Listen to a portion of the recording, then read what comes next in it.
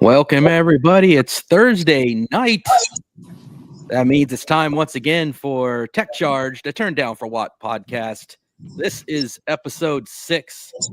I am Chris from Bow Family EV. We have with us Meek from Martin Rebuilds, the globetrotting Jcece Craft Miller, who I believe a year ago this week was out in Norway. Was it a year ago you were in It was, I think it was 2 or 3 years ago now? Oh my gosh. Wait, we're going to 2025, so April of 2022. Yeah. Oh man, it has been that long. It's crazy. That is nuts. And for our first time, we've got a special guest. You know it's special because we let him on with the three of us clowns. So it takes someone special to put up with us. We got Patrick.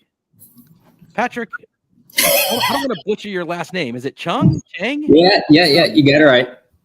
Awesome. I had to ask a few minutes ago before because I didn't know if I would mess it up or not. I should have asked before we went live. Good job, me. Way to be. You're great. Well, thanks for coming on the show, man. Glad to be here. Seen you for a while on the different groups, but first time getting to talk to you live, so that's going to be a lot of fun. Yeah. So we'll kick it off to Martin. Do you want to kick us off? How do you want to play this? Yeah, sure. We kind of preface the tonight talking about a few different things, and I think we all had a few topics we want to go over. I know one of the thoughts was let's discuss a little bit about the apps that we all seem to get through, and it seems like there's, if you count charging apps, about 50 of them that we have to be able to run these vehicles up and down the road, and I think it's ridiculous. It ought to be narrowed down. I have gotten mine narrowed down to a few now. I don't deal with all the rest of them unless I'm traveling. And then I think we want to talk a little bit about tonight, maybe some Silverado talk, sounds like. Yeah, we hear some interesting stories, Pat. Oh yeah. We've been discussing this offline for a while now, and it's quite a story. It's quite a, I don't know, roller coaster ride. Is that the right word? Listen, we'll get into that a little later. Yeah. It has been an adventure, and not just the EV aspect of it. You're right. The total ownership experience. Yep. Interesting. Wow. Yep. And so I wanted to bring that up because it kind of plays into the reason why Pat made the jump from a Lightning over to a Silverado. And it really had a lot to do with range, as we all struggle with range when you're trying to go on road trips or trying to get somewhere more than 3 hours from home. So that's kind of the thing that transitions us into maybe a little later on, talking about the range generator that we'd like to talk about for the Lightning. It's been something that we've all heard about for a while. The Ram Charger is coming. They say this year. Now they're saying next year. There's the range extender that Cybertruck said was going to happen in a battery form. Nobody's ever seen one. Don't know if it's actually going to happen.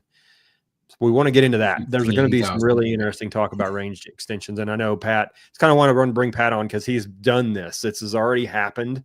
Ancient history from range extending a Lightning to several or a couple e-transits. Have you done one or more? I think there's more than one, wasn't there? So I have a fleet of e-transits, but one that I play with, and another one is from a defunct EV conversion company called Lightning E-Motors. I own a couple of their buses too. Wow, that's cool. So we've gotten to play around with their packs.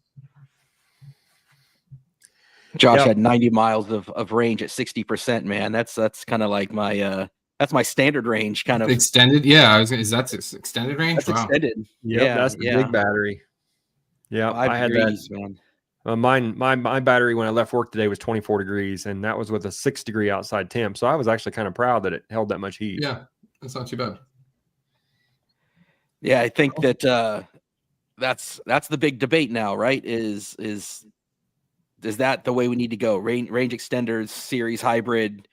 If we could throw a hydrogen in there, I know Jesse would be happy with a hydrogen powered hybrid of some kind just for him. I'm still all in Bev, man. I mean, I'm a 2023 Jim Farley believer, and right back when he was doing his road trips, and he was talking about 90% of Americans don't drive more than X amount of miles, and I don't remember the exact number, but it's one of those situations where I still believe that as long as we're sitting at 8 to 10% adoption rate, there is a whole lot of ground to make up before we start worrying about. That doesn't mean there's not a role to play for series hybrid for people that use the truck the way all three of you guys do, which is in a way that I never do and don't plan to. There's a need for it. And so it's fun to hear about the different ways that we can go about it.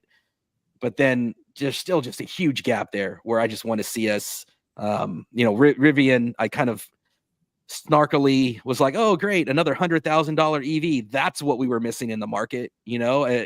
Gravity, $100,000 EV, like, come on. I think the market is saturated for $100,000 EVs. Where's the single motor, kind of modest interior spec of the Rivian that is 50,000, with the 80 kilowatt hour battery, the commuter spec, this one was the Dune spec, California Dune. How about California commuter?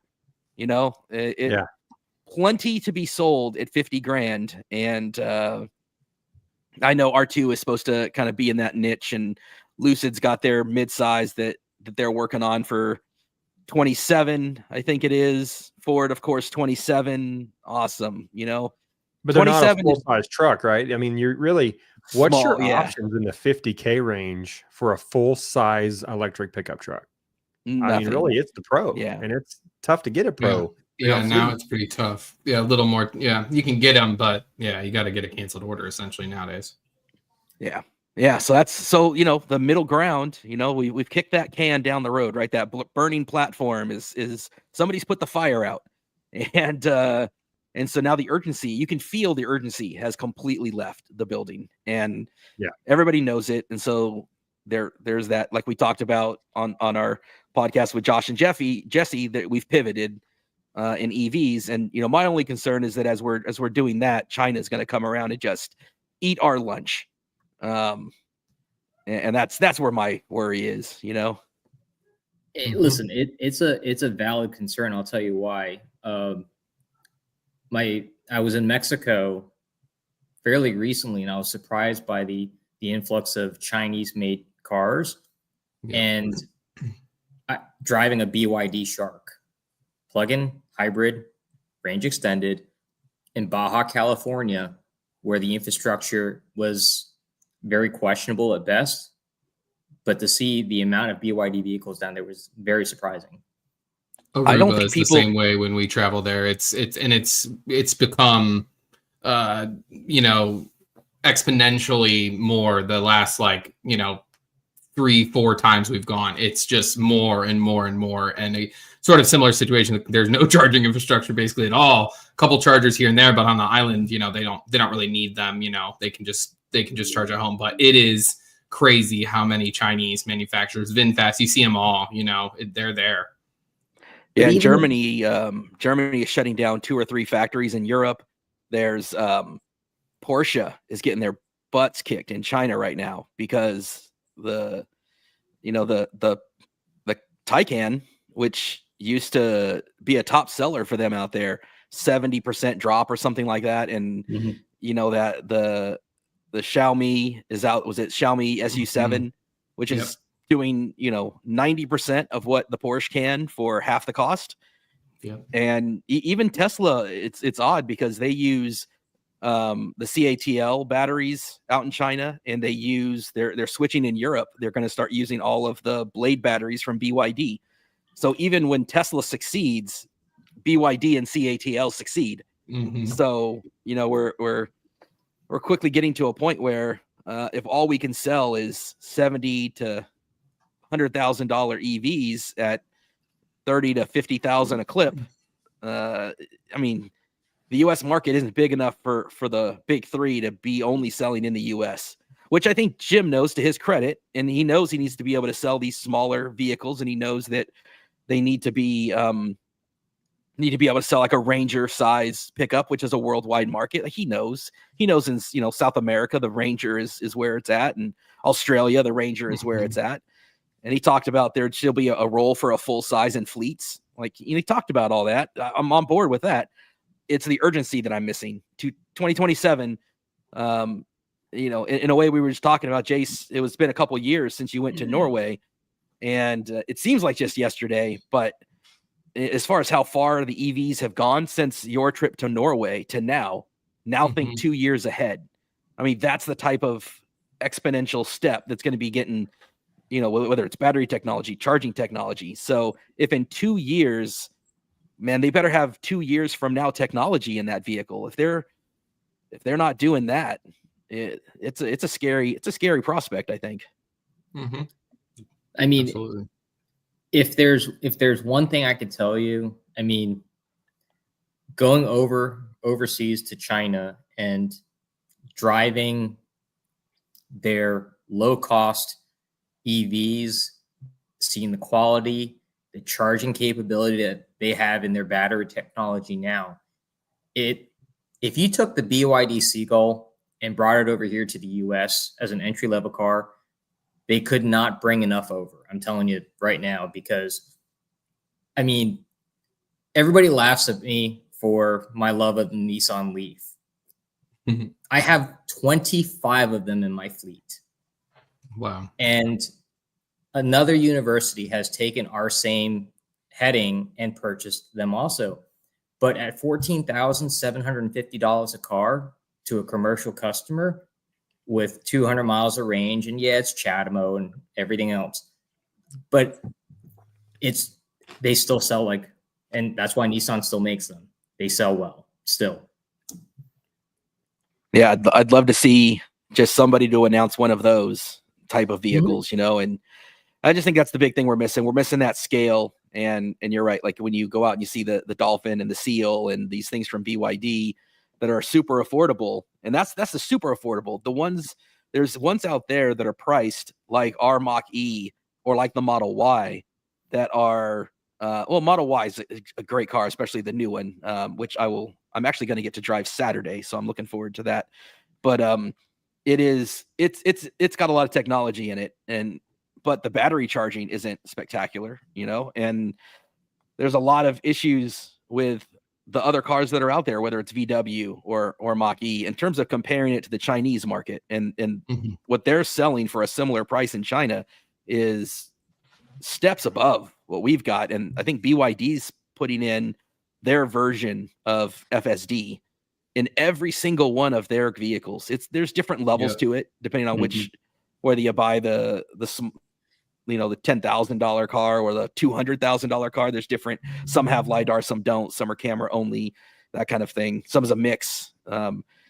They're so far ahead. I just hope that behind the scenes, you know, they're working on all this stuff and just can't say it or don't want to say it. You know, Tesla is famous for putting stuff out there that's incredibly aspirational and always late. And, you know, the rest of the companies don't. They don't want to do that. So Ford says we don't comment on future products. Yep. So I'm hoping that those teams in Palo Alto and Irvine and Michigan are working on some incredible stuff. And I don't mean 2025 incredible. They need to be working on 2027 incredible if that's where they're going to launch it. 2025 incredible would be fine if they were going to launch it at the end of this year. But for 2027, man. 2027 incredible needs to be like comparable to that Zeekr that's charging at 450 kilowatts, 0 to 80% in 9 minutes. That's incredible. That's right. The golden battery. Yeah, that gold battery. That would be that if you had that type of battery tech here now, it'd be hard to want to, you know, I think there would be two problems. Number one, we'd have people wanting to buy them and you wouldn't be able to get them because they're actually you can travel in those, but then our infrastructure is just going to get hammered because we don't have the infrastructure to support that yet. It's going to have to grow. And I don't know, you know, what'll happen with that over the next 4 years, but regardless, I think that there's still going to be a need for this range extended vehicle in the US as an interim for the next 5 to 10 years. Engineering question for the smart guys in the room here from Josh, asking about when it comes to that cold range, right? Like could there be a way to seal and insulate the battery and add a heated loop to it to keep the battery warm so it's less affected? Heat scavenging off the motor, I think, would be the way to go there. Heated loop, you're still paying to. Yeah, I actually did a test on that yesterday about leaving the Lightning running to see if it would do anything to heat the battery. It doesn't. I knew it wasn't going to, but I wanted to throw that out there to answer Josh's question though. And Pat, you jump in and correct me if I'm wrong, but energy's energy. It's got to come from somewhere. So if you're going to put a heater on the battery and you're going to warm it or you're going to do something, that has to come from the energy that is stored in the truck. No, you're correct. I think you'd actually be surprised at some of these upfitters that, having seen Ford Lightnings operate on the North Slope, they insulate everything on the bottom of these things. And I can actually share some pictures later of some of the ones that I've seen, but heat scavenging, that Tesla does it. Ford, not so much, but Martin, you're right. It's the energy's got to come from somewhere. And so at least Ford putting heat pumps in, your coefficient of performance is greater than 1 than with a resistive heater. That's a step in the right direction, but it should have come sooner. The truck should have released with a heat pump. And I remember when I got my 2022, I started taking it apart almost immediately and saw that, there was a capability of even adding a hot gas coil into the evaporator bundle, which was a little surprising. But I think that would have set the expectations. I think that wouldn't have soured as many people who bought them and then experienced range degradation in the cold. That makes sense. Yeah. With insulation, do you... Go ahead. Go ahead, Martin. Oh, I was just going to say that's the kind of thing that is really another knock for a full battery electric vehicle is that does, in the current state of a Lightning, not 24s or 5s, but there's so many 22s and 3s out there that are kind of setting that bar and they don't have the range. My truck today was at 74% when I'm headed home and it says 160 miles. I'm like, I know it's not as bad as what Josh had just mentioned a minute ago, but that's still, I don't want to be limited if I needed to jump in and run to Dallas, which it sounds like I might be doing this weekend, pulling a trailer. It's hopefully it'll warm up. Go ahead, Chris. When it comes to these things like range extenders, somebody brought up on one of the posts, Martin, about, is it better instead of trying to range extend the truck, where you're going to take up bed space or do something there with a generator or whatever you're going to do for that. The argument being that most people aren't towing all the time, and when they do, it's not that far. So when you do need it, is it better to make the range extender on the trailer?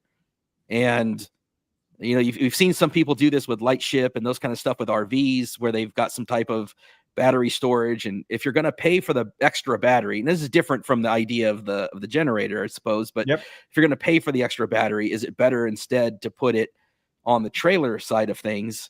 Like, where do you guys stand on where it should reside as far as being a trailer? Yeah. Pat and I have had 20 or 30 hours now texting and talking about this exact thing. We started probably 6 months ago. He had an extra spare Romeo pack that I was going to pick up, put it in my truck for range extender, was going to add about 80 miles of range in normal weather. That's about 40 miles of range when I'm towing, maybe 50. We've talked about where to store that, and on the trailer, you get the cooling effect under the trailer, the airflow, you don't have as much, heat sink. I think there's about 50 ways to skin the range extended cat, from a small battery and a bigger generator, a big battery and a small generator, somewhere in the middle, or just go more battery altogether, which is exactly what Chevrolet said. Hell with it. We're going to do a 208 kilowatt, 212, whatever it is, kilowatt battery, and you're not going to have to worry about range. What about the weight side of things? And Pat will get to that here in a little bit, what the upsides and the downsides are to that, because there's some tech there that the Lightning doesn't have to be able to charge that big battery at those rates. So, and where do you place weight in that? Because in the bigger battery typically means you don't have the payload capacity on the truck. If you move that weight to the trailer, does that hurt what you can tow or load onto the trailer? I don't tow, so I don't know how that would. There's a point, weight, all that stuff. I think there's a point of diminishing returns at some point. Obviously, Ram Charger and Chevy have 8-lug wheels. They're a heavier duty pickup than the Lightning. It's not maybe all the way to a 3/4 ton, but it's close.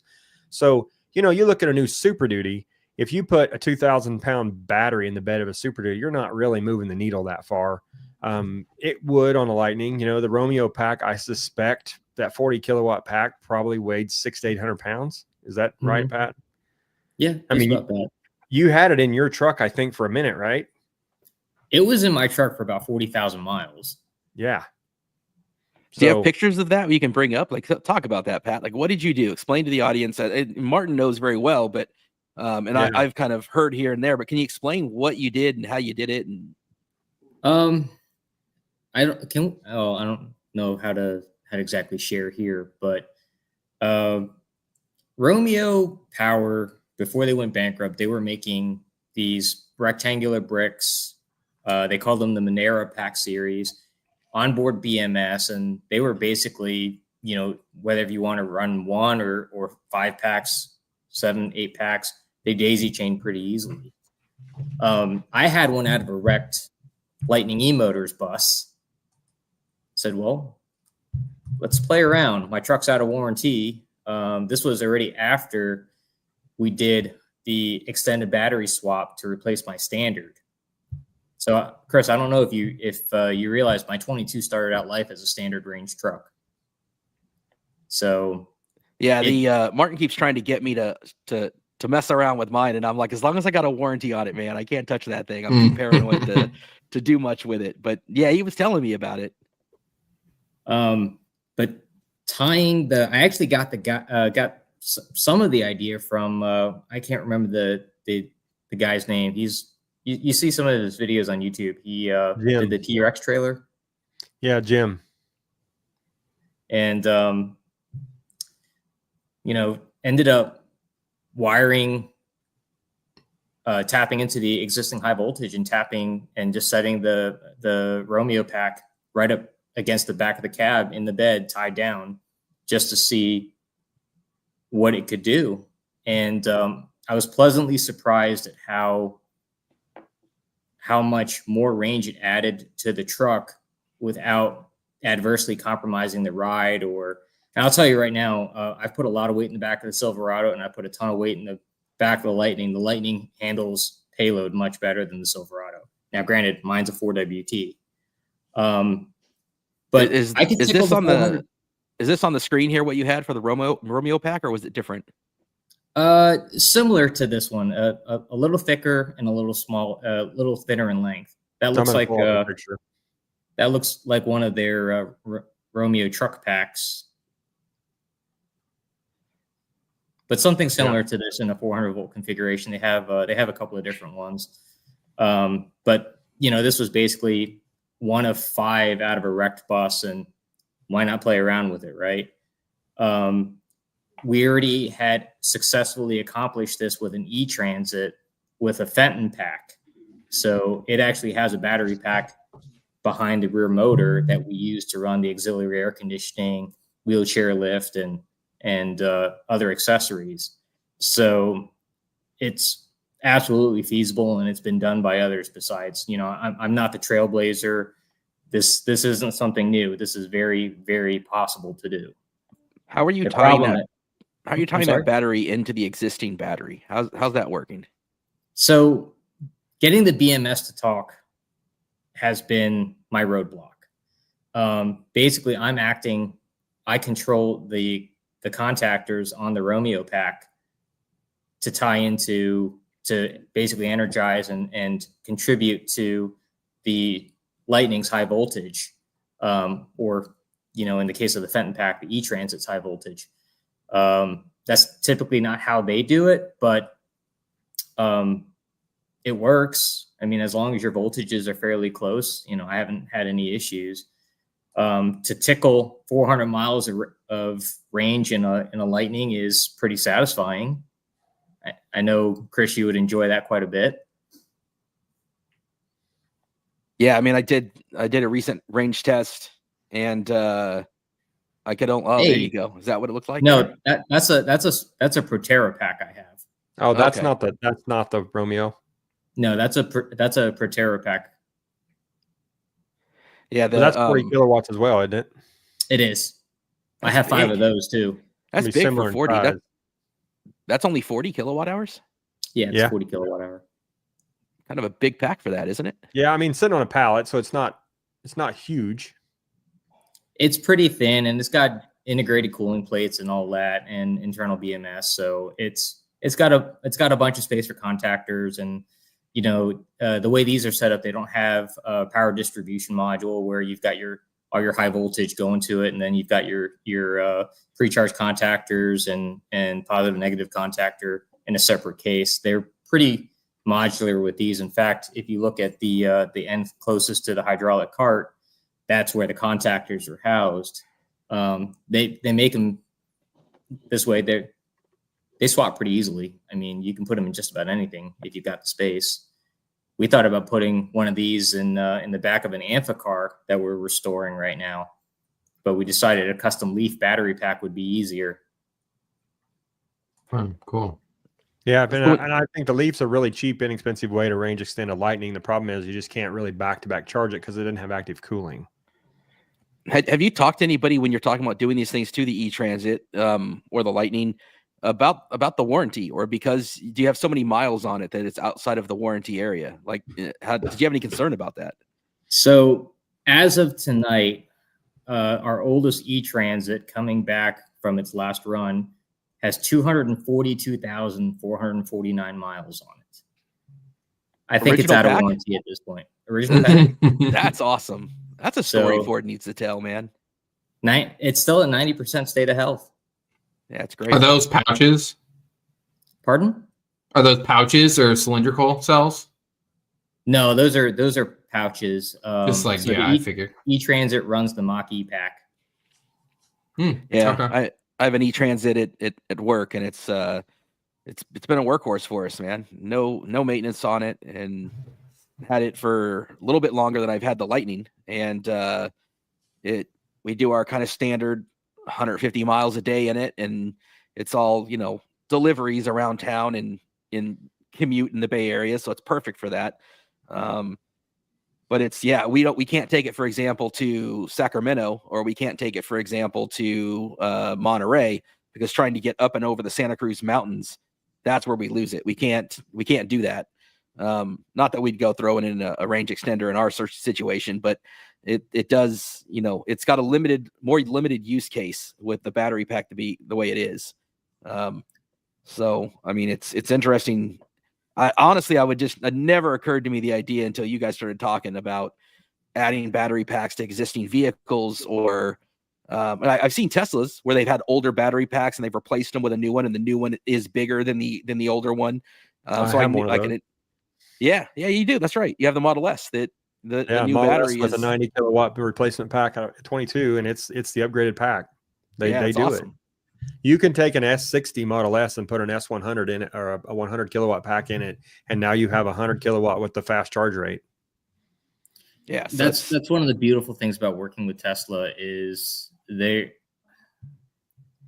software and the integration between modules and different parts. They did a very good job of simplifying their product line, at least when it comes to interchangeability, right? Because if you go to try and do there's a difference between the early packs on these Lightnings. What's the difference on the early pack? So, like, I've got an early 22. What would be different on my pack compared to a 23 or 24? Trying to make the BMS work to change your as-built data to make that BMS work, you can't put a later BMS in an early truck. Good to know. So we're not just going to take a 24 extended range pack and throw it in your truck, Chris. It's going to be a How specific is it? Like, I had always assumed the 22s and 23s were the same because there were so few of the 22s. But there is a different So- BMS in the 23s. I haven't opened up a 23 yet. So every Lightning I own is a 22. My personal and our work trucks are all 22s. I did grab a 23 pack, and I'm pretty sure it was a later, I think it was August or September of 23. And I just never could make that one work. Interesting. And I think Zach, our friend in Tulsa, has a 23 pack that he's going to be tearing down and trying to reverse engineer too. And I'm curious to see how that one turns out for him. Sorry, didn't mean to interrupt you, Chris. No, that's okay. Ford's interesting too because they have their job 1 builds and their job 2 builds. So even within the same year, like 2025, for example, they have job 1 fleet trucks that might have the job 1 fleet trucks might have the bigger battery than the job 2 fleet trucks, depending on when they were made. So even within 23, you might have some 23s that had a different early 23 might have been something left over from 22, and then the later 23s might be something different. So it is interesting, those details. Yeah. And talk about range extending for the new one. Pat's the one that told me a few weeks ago about the range extender that they had listed in fleet for a Lightning. So the actual pack. I got to say, I've not been able to verify that anywhere, and I've checked, and not that Ford will always or ever honestly tell me when I ask the contacts there. But the vibe I got when I asked, it wasn't. Sometimes you can hear the hesitation that they can't tell me something. They'll even say, "Yeah," and they'll laugh a little bit. I can't tell you that, and I'll at least know there might be something. This one genuinely seemed to be like a no, like with nothing like that. And even my, I have a couple different dealer contacts, and none of them have seen that. So, if you ever come across that, Pat, again, I'd be curious where that was listed. Because nobody I've talked to has been able to verify even a hint of that. So it's actually in the fleet guide, which is what kind of shocked us. I mean, I ended up calling Martin, like, this kind of took me off guard. Yeah. And then at the same time, that fleet order guide, the Chevy one came out, and the 2WT was available to order with I forgot what option it was, but I remember both those caught me off guard. More so the Ford one, because I didn't think they were going to actually build it.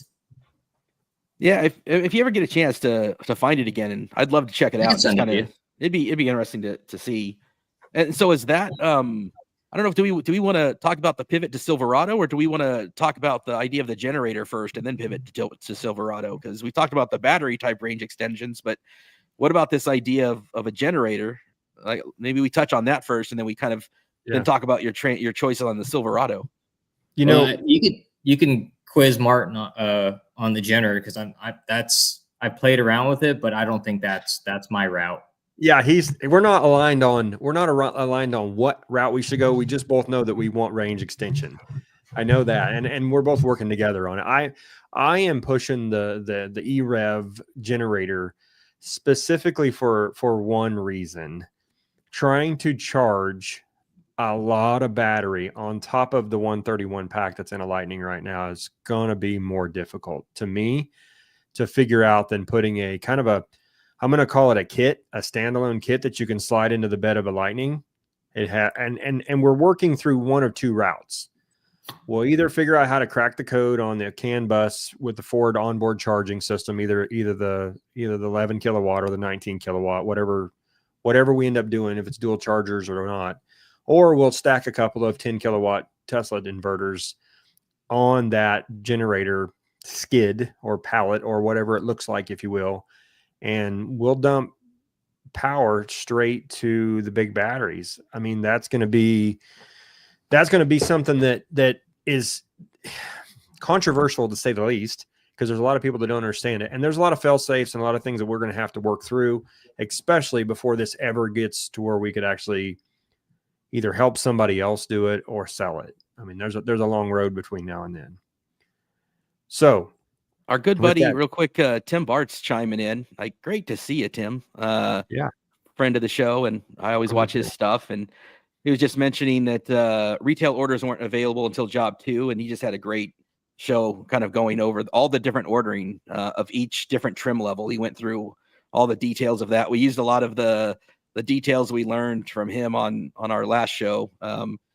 And you were mentioning about only fleet orders could be put in. Tim, if you're still there to comment, is it possible though that those fleet orders, if they ordered a fleet order on job 1, an extended range pack, that's going to be 132 kilowatt hours, or if the fleet ordered a flash, which would be the 132 on job 1, and then if they ordered fleet vehicles for job 2, it would show up with the 122 kilowatt hour battery, if I'm understanding that correctly. So that's what I was referring to earlier, where if a fleet customer bought job 1 trucks, or if, for that matter, if a fleet truck was made and never got ordered, but it didn't get picked up by that fleet customer. Sometimes a fleet customer will not go through with the transaction for a number of different reasons, and it's rare, but you will sometimes find like an extended range Pro that a dealer will sell to a retail customer.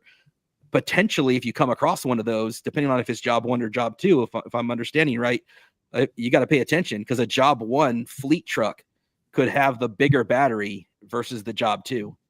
Right. And I should say, 131 for job 1. Yeah, 131 kilowatt hour. But I think too, very typical for Ford, job 2 is always subject to change. So, this could change at any time. I'm not sure where they are exactly in the job 1, job 2, schedule as it goes right now, but job 2 could always be either canceled outright or could also be pushed, to next year. So that's important to know. We really don't know. And it actually says right on there, TBD, subject to change. Like, they're very upfront about that this could change. We've seen a few times, actually. I kind of had conversations with Tim, actually, myself, where there was kind of confusion because we've seen like things added, like LFP. I think Mach-E was going to come a little sooner than it ended, coming, it got pushed. We saw it early, then it got pushed. So, interesting. 130 or 123. There was an error in it being 122. Yeah. Okay. That's very interesting. Okay.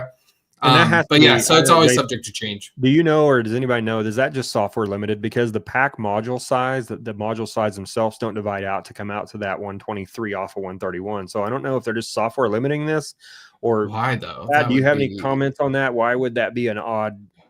Is it just software? I have no comment on that one. Yeah. It'd be great. It'd be great to hear from somebody at Ford, kind of leave to chime in. Well, I don't think they want to comment yet because it is still TBD. So I think we'll have to wait and see. I know the rumor was maybe it's LFP. That sounds maybe like that's maybe not the case, but again, we don't really know. I remember, if I'm not mistaken, the plan being standard range Mach-E would be LFP, and then standard range Lightning would be LFP as well. So that could change, though. They could have looked at the horsepower and and torque and decided, no, maybe LFP isn't what we're looking for. We really have no idea, but it's all very interesting. I would be shocked though if it was software limited. That would really surprise me. Now, it would be interesting. The interesting thing about software limited, if you're going to have one, which is weird, obviously, because the physical battery is there, and you're like, why are you software limiting it? The cool thing, anytime you software limit something, is your charge curve is way better. It's because they've limited it. So, itself, Chris, it's not 131 kilowatt. Well, but if it was, it would even, the way the charge curve. Right. Remember when the Rivian, I think it was Kilowatt Station, got the limited one, but it was charging like as if it was not limited. Yeah. I'm like, oh my gosh, that's crazy. And there's Teslas that will do that too. Their charge curve is better on the software limited one, because where it would normally limit it at 80% and 90%, it's not actually 80 and 90% anymore. Not that ours is. And I've shown that too, that there's like on my standard range, there's like a 5 kilowatt hour difference that it reports to. And I know the extended range. I think the ER is like 145, and we have a 131 usable. Yeah. Yeah. So it's there's that buffer in there and everything, that extra that's in there, but it sure would be interesting to hear. One of the earnings calls mentioned that they're going to move battery manufacturing to Michigan from Poland. And there was, but that was all before recent changes. I hope that's still And on I track. think that's only Mach-E, if I'm not That mistaken. that was only Mach-E, and it was the LFP, and it was supposed to be a big part of why they were going to be able to cut the cost on Mach-E, which they still did. And interestingly, and then forever they were rumoring that the standard range Lightning would be LFP, which to me would make total sense because it doesn't mind being charged to 100%. The BMF needs it, and so for someone like me, being able to charge it to 100% and not worry as much, that would be huge. I would, I don't have the max tow package. I'm not doing trailering. LFP would be 100% great for my use case. I'm fine with staying with the lithium style that the Lightning has now. What I want them to do is split the pack and do an 800 volt system, because you're cutting the charge times in half when you do that. Charge at 800 volts and let it pull it for 400 in parallel. And that's they're not going to put any. They're going to put any engineering effort into that kind of stuff at this point. No, it's not what sells. That's where I was going with this range extension. That's why this conversation kind of came up. To me, we can put bigger batteries in all day. The trucks are still 100K unless you buy a 4WT, and Pat can get to this here in a little bit. But we can't have $100,000 trucks. We can't have $80,000 trucks. We need $40,000 and $50,000 trucks. You guys, I just framed on my window stickers and it like that we've had, and oh my god, you look at XLT. We had I think 3 or 4 F-150 XLTs ICE before this. Before these Lightnings. It's like 55 was our most expensive ICE F-150, and then you look at the both our MSRPs is 72 for the standard range, 81 for the extended range. I mean, you're like, and then I looked at my Focus ST in 2015. I think the sticker was 31. I think we walked for 26 with X plan on or A plan on that at the time. So I could almost get 2 or 3 Focus STs for one Lightning. And you couldn't give me any of them. Shout out to Blue Collar EV with the rotary shifter for the win. I've seen that actually recently. Have you seen the by the coin holder is actually pretty clean. Josh Rogers is here. He said that too. He has that in his truck, and we've been talking about the rotary shifter in place of the manual shifter, which is a whole nother topic, and we need to get to that topic. Yeah, we got to cover that at some point. We should do a whole modification show of things like that. Oh, that would be Tim, because I did the charger too for the coin holder instead of the rotary shifter. I have that little charger that guy made with Adam something. I think that was really cool, and it works well. It works really well. We'll have to put a pin in that, and we'll have to get some pictures of that and that kind of thing. Yeah. And Tim just mentioning that on the range on the 123 is 300. So I mean that still implies the NCM chemistry with it's right there in between. That's I just don't understand. It can't possibly. I shouldn't say it can't possibly. I guess when you scale it, if you save $5,000 times 30,000 or 40,000 trucks, and along with all the little other things, right? Removing the spare and removing the home link and removing the keypad and which I'm very happy to see is Lariat and Platinum that stays, because with PAC that's key. You need that secure code keypad, as a backup in case something fails. Yeah, exactly. If something fails, you wouldn't have any way to get in because you don't have a fob. So it's critical for that. So that's why you'll see that Lariat and Platinum are the only vehicles, I believe, in 2025 that are going to keep that. And ICE F-150 doesn't have it at all. But I didn't realize ICE F-150, not even the King Ranch, whatever, does not have PAC. I had no idea. Yeah, and do you know, Jace, they had the recent app update had it to where you could share access to your truck with somebody else. And I looked for it and I didn't see it mentioned. Is that phone is key dependent?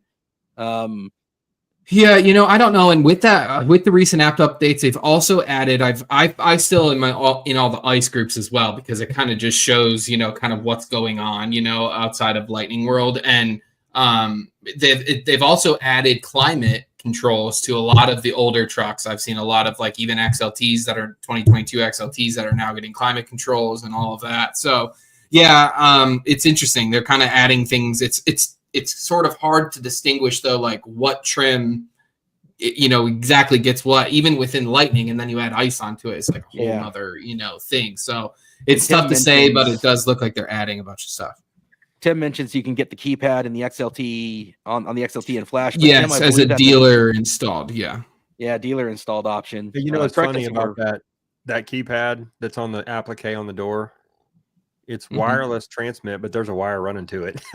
I've put several of those in. You can On our you can Bronco, it's just a theoretically sticker. install that on other models and put the wiring in and then go in and turn some things on with ForceScan and get that to work. But I'm not going to say it's easy to do. It takes some I work. think they run the light with the wired version. They run the light with the power, but I think the rest of it's just wirelessly done. Transmitting. On our Bronco, Yeah. we added it, and the Bronco guys put it in the fuel door. That was like the place to kind of hide it.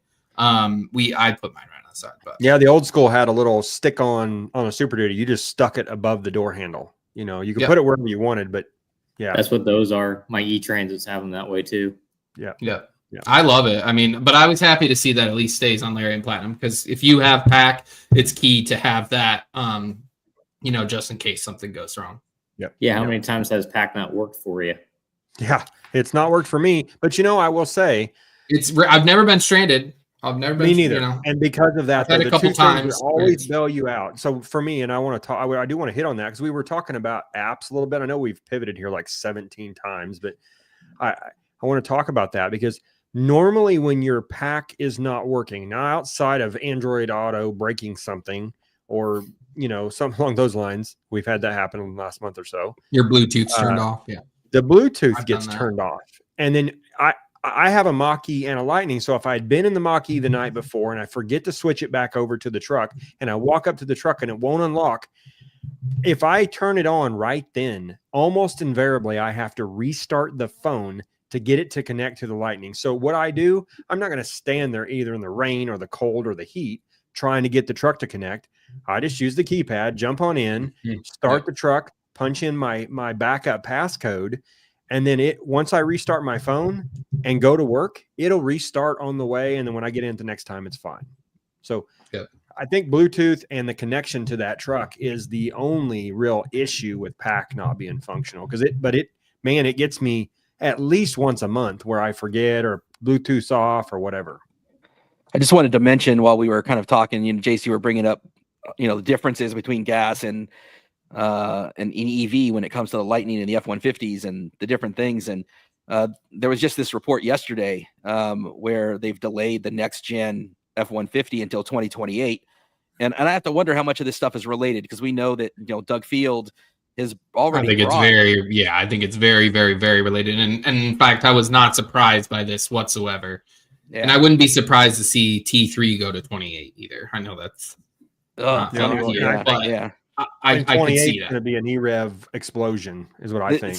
So I really do think the entire company is pivoting to kind of harken back to our show last week that we had with Josh and Jesse. And they're kind of reevaluating everything. And some of this is because of the changing winds of politics. And some of this is the realities of manufacturing. And I do think the lines are going to be blurred more and more, Jace, between what you see in a gas F-150, a hybrid F-150, an EREV F-150, a Lightning, or whatever the future looks like. I think more and more of those things are going to be blurred, and you're going to see, it'll be an interesting strategy. Isn't that funny too? Because it's like you said a little bit ago, 2 years ago, I think we thought Ford was spot on with this whole separate the business out under one umbrella. Like, this is the way to go. And now we're like seeing a run towards the middle, we're about to get elected for president here, because you just see this sprint towards the middle, and it's like everything almost is gonna be as one, if you will, again, almost. It's very weird. I never expected it, but I mean, it makes sense kind of with everything that's happened. But yeah, wow. I think the last thing I'll share, and we can move over to the other topics, is just it's now Rivian just announced this afternoon they hit their first gross profit in Q4, and so great job, Rivian, right? And they certainly have yet to, as much as I criticize them coming out with yet another $100,000 truck, hey, they their lower trim interior, which is crazy. Right. I'd like to see if they're making net profits, not gross profits. Yeah, but it's a step, right? It's at least the word profit exists now in the same sentence as the word Rivian. And so, and I was surprised to see that the credits was a big part of that. Yeah, which is a big, surprise, Tesla. Tesla had the same thing, although Tesla, and I do have to, they did have net profitable vehicles early on, but Mhm. they use a lot of credits. In fact, a lot of Fords, I've kind of said this in past episodes going back to last Q4, I think it was, or last Q3, I can't remember when it was, that one of the big earnings call things that they mentioned was that for every Lightning they sell, they can sell 17 profitable gas F-150s. And every time they get those credits, they're not having to buy those credits from Tesla. So, if you do, I think we have to remember too, when they say that though, it's the efficiency of F-150 is insane. So the reason they can say that is because the plants for F-150 are, they've been iterated again. And I mean, it's just like, it is, you've seen it. Especially the hybrids. Yeah. It's insane. It's crazy. The system that the city that they have there. So they know how to scale these things. And I'm like, so this is where I worry. Like, look at Rivian. They took the hit for years. They're starting to get some, at least the word profit. I know it's not as simple as, it's not, complete profit. It's 1 quarter. Let's see where it goes. They're seemingly on track for R2 and R3. They completely revamped. There's a great interview with RJ, and I'll try to find it later and bring it up just so people, and we'll throw the link in the description. An absolutely fantastic interview with RJ. And he talks about kind of the story of Rivian. I sent it to you, Martin. I don't know if you ever got to see that. Not yet. My wife and I are going to watch it. It's super cool, man. But he talks about how early, when they went to launch the Rivian, it couldn't have been worse timing, because they had taken all these deposits. They were getting ready to start production, and COVID hits, and all the supply chain was a mess. And as we saw from COVID, if you're missing even a couple key components, the rest of them don't do any good. And then you had some suppliers were shipping all the supplies and others weren't. So typically, if you're shipping your supplies, you're doing it at a certain cadence. Like every month you get a certain amount of supplies. And here comes, 75% of the supplies are showing up. The next month, the same exact 75 show up, but the other 25 haven't. Now, where the heck am I going to put these 75% of parts that I can't assemble and I can't use, and they're stuck? And so you're having to buy warehouse space, and then your suppliers are, they don't have any credibility in the market yet. So they're gouging you on the pricing, and you're not at scale. So you're not getting any kind of, savings there, versus now when they came out with their second gen of R1 and R2, R1S and R1T, they renegotiated from a position of strength all of these supplier contracts, and they redid the zonal architecture, and they did all of these things that presumably in the background Ford is also doing with their Skunk Works team and all of that, right? Presumably these types of things are also happening. And I just got to think, if Rivian can do it, like, come on, Ford. That part of my soul wants to say 2027 or 2028, God forbid, is so far away. And it's just such a weird position for Ford to be in, though, because nobody else, in my opinion, is in their position, right? With 750,000 F-Series trucks being sold in the United States, and then you had Canada, and I just think you've got, and it's a family business still in a certain sense, right? At least comparative to like General Motors. I'm positive of that because I've seen the insides of both. There's a difference between how General Motors runs their business and how Ford runs their business. I have family members that work at both, and it's shockingly different. But you've got, like we've talked about kind of before, all these different levers to pull, and like what makes the most sense. But for Ford, it's been around for so long, right? They've have this business that's more than even business, right? Like this icon that they've built, and they have to, sort of keep it together and go through this transformation. But like Ford's so cautious. They're not like Tesla, right? They're not like Rivian. They are very, very, very cautious. They always have been. Well, maybe not always, but they have been since, the 70s and 80s, when they went through so many lawsuits. They still are going through these lawsuits as of now. You saw that the other day with a $2.5 billion judgment awarded against them. So, there's a lot of, Ford has to be careful with what they do, and they're definitely following the market. But, Ford is focused on SUVs and trucks, and that has put them in a certain predicament now, right? Like they've literally gotten rid of their cars, and that maybe for good and bad, right? I think now we're kind of seeing the bad side of that people need affordability and they don't have anything to offer, unless it's an SUV or truck. And even then you're still in the 35s for a Maverick, approaching 40s now. Well, I think, it's affordable, but great point, Jace, because what car do they offer besides the Mustang now? they don't. It's the only one they offer. I mean, if you want to call them, Mach-E's like as close as possible, still an SUV, but yes, there's no, unless you go to Europe, there's no car. I mean, to echo what Pat said earlier, the Leaf is still selling. I mean, it's still a profitable car. I'm not saying it cars for everybody, but there's a lot of people who just want A to B. They aren't looking for a Rivian. A Rivian is not an A to B car for most folks. It's becoming that new BMW for the middle to upper class. I'm not even going to own a Rivian because it's out of my reach. They won't sell to body shops for parts, which I don't understand. Non-certified body shops, and so I'm not going to own one. And really, it's not a big truck. It's more Ranger Plus sized. It's a little smaller than a Ranger interior wise, if you've ever been in one. So I don't know if you guys know. I actually had an R1T. You did? You've had everything. You are like the Asian Sergio. Is that? Yeah. That's great. Knows how to work on them all. That is just funny. Yeah. So Patrick, let's go through the list. Okay, you've got probably a Leaf. shorter. What haven't you have? How many EVs haven't you had? We've heard Leaf, Lightning, Rivian, work truck, Silverado. Did we miss any? So actually, currently in my fleet, I have a same grabber blue Mach-E that Mr. Martin has. I put my 91-year-old dad in a Nissan Leaf SV Plus. That's awesome. Had a 2018 Model X.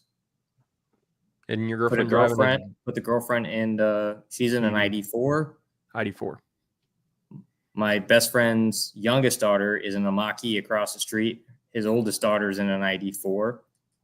Got a EV6, 2022, and a 2024 EV9. Man, I love the EV9. By the way, I haven't owned it, but that to me, I like SUVs that look like SUVs. What's your experience been with? Like the EV6 is another great one. Like, what do you think about those cars? From the outside, not being an owner, they seem spec wise and everything to be great. It's great value. So the EV9, I think, has to be the take home. It's a 3-row SUV. It's comfortable as all heck. I stole it a couple of times while the Silverado was in the shop, and I was going up to Gainesville to go work on my plane. And it's a great charging vehicle. The range is good. It's comfortable. It's quiet. Software. That's kind of what I heard. That's the only complaint that I think that I've heard is the software is okay. Does it get Android Auto and Apple CarPlay? Because it's kind of the cop out that I go with the Lightning is the true. That carries the weight. Does it have that in the EGMP vehicles? They do have CarPlay. I don't know about. Okay. I'm an iPhone guy, but they do have CarPlay. The EV6. It's a 2022. It's a light. The door handles are goofy, but it's a great car. It charges great. It still drives great. I think we bought it used after the $4,000 tax credit. It ended up being like $21,000 with 22,000 miles on it. So depreciated heavily, but it's great for me. But going back to the Silverado, let's hear it. I think let's dive in. We're there. We're ready. We're ready for it. Prepped everybody for this story that is not what you think it's going to be. So, you had, just so we can be clear, Pat lives in Florida, and you work for Florida Atlantic University, right? That's what we've been. Yeah. So he's got a lot of commercial experience with Lightnings and all this stuff, and he knew what to look for. So your truck started life as a standard range 22 Lariat. Is that right? Correct. Yeah. And you with Blue Cruise and pack optioned or not? No Blue Cruise. So you're in your Chris land. Okay. I had a standard range Lariat, but optioned with Blue Cruise and pack. Yeah. So then you upgraded after 100,000 miles to the extended range pack. Yep. So the battery is still good. Actually, it lives in another truck.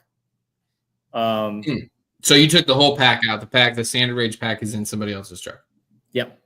Cool. So it's actually in another one of my trucks. Oh, got it. Cool. So, Okay. That truck suffered module failure from something that punctured the bottom of the case. Oh wow. Had great luck with the Lightning. I mean, it only went back to the dealer one time for the wiper motor recall, another time for the taillight recall, and then the third time Ford came out mobile service for the CSP for the charge software. Yeah. Yep. The charge cord. But other than that, it was plug it in at home, get in the next day and drive. And I had actually bought the Mach-E first, and when having lived with the Mach-E, realizing how good 40 EVs were, I said, all right, I called up my fleet guy, and he put me in this Lightning, and I got a good price on it. I mean, I went into the Silverado with a paid off Lightning, and I see all the stories, and I'm on the Silverado group of everybody that's rolling negative equity into a Silverado. And that's a little painful, from my perspective, right? Just the idea of perpetual debt. And just we have it times 2 here. EVs. It's super fun. Yeah. I'm sorry? I'm in that boat too. We have it times 2 here in our house. So yeah, we own 2 Lightnings. It's rough, man. At the height of the market. We all took the hit. I'm at least we paid MSRP. I'm happy about that. But yeah, Yeah. So Pat, you're not going to want to know what I paid for my Lightning then. No, I don't. No, you don't want to know, because it paid less, almost what I paid for my first Lightning as a rebuilt title. Oh God. So, yeah. Pat, good for you, man. Yeah, good for you. Congrats. Yeah. So tell us, you went to a Silverado 4WT. So a couple questions. First of all, what's the one thing that made you say, I'm going to switch to a Silverado? What drew you in? Well, a lot of, to be truthfully honest, what I implement at my job is from my real world experience. I'm not using the experience I'm gaining at work in my personal life. I want to be a good steward of university funds. When the Leaf proved to me that it's a very capable car for our duty cycle, we bought 2 to test. They performed very well. The fuel savings, and understand this is driven by financial, right? I have the Florida Power and Light program at home, where $31 a month they give you the charger and unlimited off-peak charging. Wow. My Florida Power and Light rep actually did the same thing. He went and bought a Mach-E and took advantage of the same program. So the purpose of the 4WT was to see if the Chevy EV product was on the same at the same level as what the Lightning Pros that we have and some of the XLTs were. Could a somebody that has never driven an electric car get in this and understand it and use it and be comfortable with it? So that was it was my little research project, right? There's a lot of things to like about it. I think GM, for a legacy automaker, failed pretty miserably. So mine's an early 24. And it is plagued with software and electrical issues. The first bought it with 6 miles on it, 312 miles in. It had the tie contactor stick, which left me stranded. So I'm back. 300 miles in? Yeah. Yep. Even before you got out of the parking lot. Oh. At the dealer, you're saying? You guys know this story, right? I don't know if I've seen it. I've seen the pictures. I saw the picture of it. So I've got the Lightning parked right next to the Silverado. I close the front. As I'm closing the front Chevy emblem falls off and hits the ground in front of the salesman, the sales manager, and their fleet guy. You hear it go dink, dink on the floor, and everybody's like, what was that? I pick up the gold bow tie, and they're trying to stick it back on.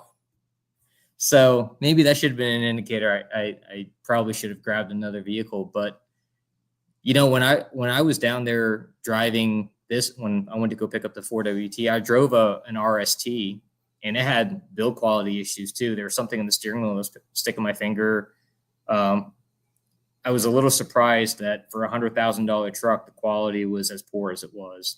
You know, but just needing a work truck that I pile a ton of miles on. I mean, I had the truck backed. Well, let me back up. They gave me a Cadillac Lyric as a loaner after the first breakdown, and I had it just over 2 weeks and put 2,700 miles on it. The dealer wasn't very happy. I was going to say, they must have loved that. I was going to say that could not have been a fun conversation. No, it wasn't a fun conversation, but yeah. You know, I didn't buy the Silverado to, you know, putt around town. You know, I bought it because I needed to use it, and I wanted something that I could charge at home and get to my other property and then charge there and not have to stop anywhere and use public charging. And for pulling my camper or my trailer, I wanted something that, you know, I have the same issue Martin does. I want to get in and get out and get home. Right. Mm-hmm. Right.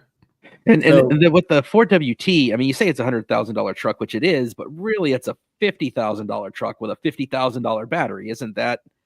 Because when you think $100,000 car, you do think a certain level. Yeah, the RST. But your He's your got truck, a 4WT work truck. So what's those trucks retail for? Like 65? No. So MSRP, if I'm not mistaken, it's 80 grand. Yeah. It's not a little. Especially then. Yeah. I bought my truck in November. It's got the 200 plus kilowatt hour battery pack in that, right? 400 and something miles of range. Massive. Yeah. This battery. So I mean, the money's underneath the truck. It's not on your bow tie or in your door card. Or in the adhesive to stick on the bow tie. We could argue maybe it should have been, damn it. Right. It gets better. Oh no. But so I will say, so after I got the truck back with the contactor replacement, that truck does charge like no other when it wants to. Mm-hmm. If you turn the air conditioning on in the heat, 29 kW. What is that about? Don't know. I brought it up to GM's attention, and they wanted to say it's the charger. It's the charger. I went so far. I've seen it. Yeah. Me too. Yeah. Well, so after doing a little bit of digging and doing a lot of homework on trying to figure out, you know, is my truck an anomaly, and coming across other people that experience the same thing, I kind of realized it's systematic and it's programming and it's software. I actually went so far as I have every Autel charger, whether it be their DC fast or DC compact, their 80 amp pedestals. I actually have one of their 400 kW units now. I wanted to put the truck on it just to see what it would do, because I put the infrastructure in. I own the transformers. I'm not derating. But when I figured out the issue actually is that when you go and hit precondition now through the infotainment, it doesn't precondition the battery. You still have to set it through Google. And only then would it precondition. So on our last trip back from Tampa, from the RV show, man, that thing pulled a 360 kW charge and it held it there. And I for the first time, I was actually happy with the way the truck performed. And I really hate saying that, because you've got jobs, you've got a lot of investment, you got a lot of smart people working on this truck. You know, it's a very capable truck. I just think they missed the mark when it came to the software and the build quality. I did drive a 25 LT, and I'm considering one, but there's still a lot of quirks with it. Mostly software. And I kind of equated back to the early 2021 Mach-E's when they were having the APIM issues and some of the early Lightnings too, if you guys remember those. Something similar to that, but GM's had 11, 12 module replacements in this truck due to firmware incompatibility. So, wow. I would love to ask a GM engineer what happened. And I think I can tell you it's outsourcing third party for your software and not having it in-house like Tesla or Rivian. And I think that's where it really hurts them. It's a big distinguishing thing that those newer companies do, and that, to their credit, Ford is building, with their team, their Skunkworks team, is that internal vertically integrated software set. I think that's the crazy part, though, that Ford did such a great job outsourcing it all for Lightning and Mach-E, and I think that's exactly what Doug Field was impressed by. He's like, small budgets, small teams, they did a great job. Obviously, there's huge improvements to be made, right? But remember, they were working on this in 2019, 2020. We're driving 5, 6, 7, 8-year-old tech now. So right. And it just works for the most part every day. So I just think that's fascinating here. I wanted to ask you a really quick question before we move on to it. What was your experience with the Lyriq, since you didn't have a great experience with the Silverado, with the Lyriq that you rented? Did you have similar issues? Because I've heard not so great things about the early Lyriqs, and then I've heard much, much better things recently. So the Lyriq I had was a 25 loaner tech, no Super Cruise or any of that sort. Okay. It suffered from the same charging issues with the climate on as the Silverado. Interesting. Okay. And I voiced my frustration to Martin a couple of times when this thing could struggle to get over 80 kW on a charger that wasn't limited on EA station. And you're talking like low 20s state of charge. Yeah. Wow. Yeah. I wonder if we're going to hear this thing really blow up as we get into the late spring, summer months, because most of the volume was late last year, wasn't it? And Equinox in particular, which I've been next to a few Equinoxes charging now in Michigan. The one we saw was in Saginaw, Michigan. Looked like almost not a manufacturer unit, but like he looked like he might work for GM. And I think they were at I want to say it was 20% state of charge, and he was pulling 53 kilowatt. And I was just like, they got to fix that. And there was a Hummer there before him that was pulling 170. So it was not the charger. So, it's funny you say that, Jace. And you bring up the Equinox. Two of my not counterparts, but some people that I'm friends with at work. One of them, another project manager. He kind of saw what I did through all the tax incentives and all the other rebates out there for alternative fuel vehicles. So he bought an Equinox base front wheel drive, and the director of IT from the library systems bought one also. And I gave him my NAX to CCS adapter so he could charge at the Tesla station around the corner from us until he got his home charger set up. And, I took him to a couple of different ones, helped him get set up with the GM app where you put in your username and password in the app. And frankly, it's terrible. I've heard that. Oh, it's terrible. For my buddy across the street, his youngest daughter, who did not want an EV because she didn't like having to deal with the different apps on her sister's ID4, I put her in a Mach-E because even though she's going to pay a little bit more not having the membership plan with EA or Tesla, the fact that she can just go plug in and go dink. Yep. And the car negotiates, even with Florida Power and Light, their Evolution chargers along the Turnpike and everywhere else, it's on Ford's charge network, so it's seamless, and that has turned her around. Yep. But credit to Ford. Ford doesn't have a very good top end charge speed, but its curve is good. It doesn't need a lot of preconditioning, It is a very stable, reliable Lightning. charging experience. On the Lightning, yeah. Mach-E is a little the bit of a Mach-E, different yeah, story. Not so much. Yeah, but Lightning, yes. Mach-E, no. Even newer Mach-Es are still not quite as like there as the Lightning is, but interesting. Mhm. So I had assumed the Mach-E would be a lot like the standard range pack, but no. No. Mm-mm. No, the Mach-E, I've seen standard range Lightnings pull 185 kW in boost, period. Mine does at 500 amps. So, a Mach-E, no, right? But, what's crazy is my 4WT, if you getting it in, and it doesn't like super low states of charge. So I've had my guys run my Silverado out of battery, fully depleted, pull over, couldn't move because the guessometer in the dash still says 100 miles range, 70 miles of range, and that's what they're going on, and they've run the thing flat. A little curious, the truck will not respond until you get about 8% charge back in it. Then it'll wake up.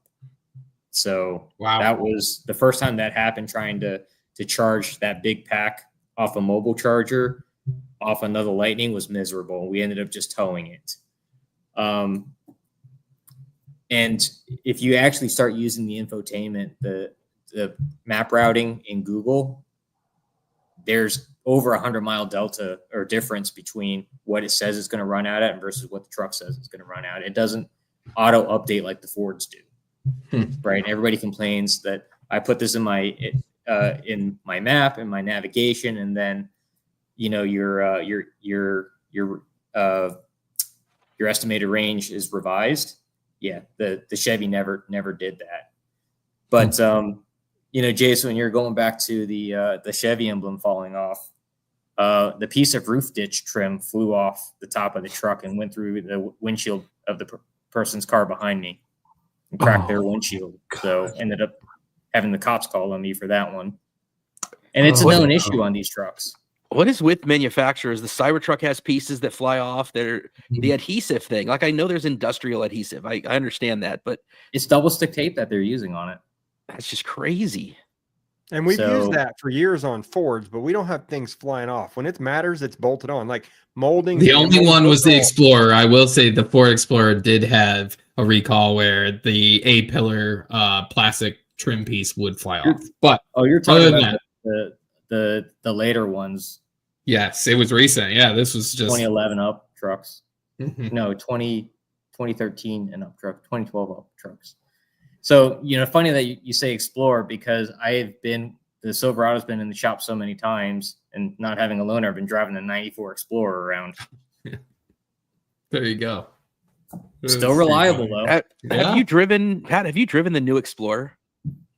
Yeah. ST and all our police cars. Yeah, I think those are better than what I was driving. I've driven the Explorer twice as a loaner, and they feel really hollow and very. But I'm thinking the police versions are more stout, and the ST is more stout. But they don't feel like the old Explorer used to be a robust, solid vehicle. But the last two Explorers that I've driven, which were loaner trims, so they're on the low end of things, they felt really hollow, really light, really underbuilt. What do you think? Our later ones, so we've got both generations right now, and the later ones I've been buying as the hybrids because they sit around. That and the ST lines. I mean, I feel everything is being built as cheaply as possible these days, and trying to pull all the weight that you can out of these trucks for the fuel efficiency. I mean, is it going to drive like the Explorer of yesteryear? Absolutely not. I mean, I'll be honest with you, driving that 94 Explorer, it reminds me of the old driving the old Rangers around and how light and cheaply built they were. But I mean, that was the thing back in the day, right? Yep. Yeah, I mean, our other car is a 2013 Ford Edge, and we were going back and forth between the Edge and the Explorer. And the Explorer was a little bit too big for what my wife wanted, so we went with the Edge. It is the limited trim, so it's the more, Yeah, but that's a Volvo underneath. That's the D3 chassis. It is. Yeah. Right.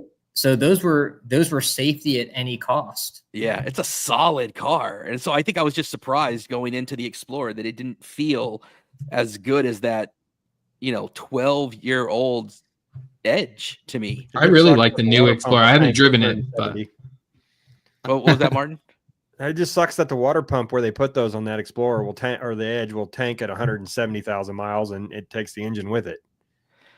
Well, I've only got like 85,000 on it, so I don't, we don't drive. We've had like 4 of them do it here. Yeah. She's going to be okay. She's got the R2 is on order for her, and whenever that gets released in the next, it won't even. I don't even think it'll hit 100,000 miles because we don't do any long distance with that thing. But it's reliable as hell, man. You're going for an R2? R2. Yeah. Still big money, man. It's well, they say 45. I'm sure. Well, We'll the see. Aptera was supposed to come out at 25K too, and I had one on order until they said 40, and now I've dropped my order. I got the little model in the other day, so that's what I mean, my Aptera, not this, $40,000 bicycle. Yeah. I mean, talk about things that were impressive a couple years ago, and now just kind of feel like they've missed the window. It's Well, and that's what's coming too. I think that's what everybody's. The post that I made today about this generator in the bed was, they're like, hey, you're really going to charge? You're going to have $8,000 or $10,000 for a generator plus inverters and wiring, and they're like, that's crazy. We'll just go buy another car.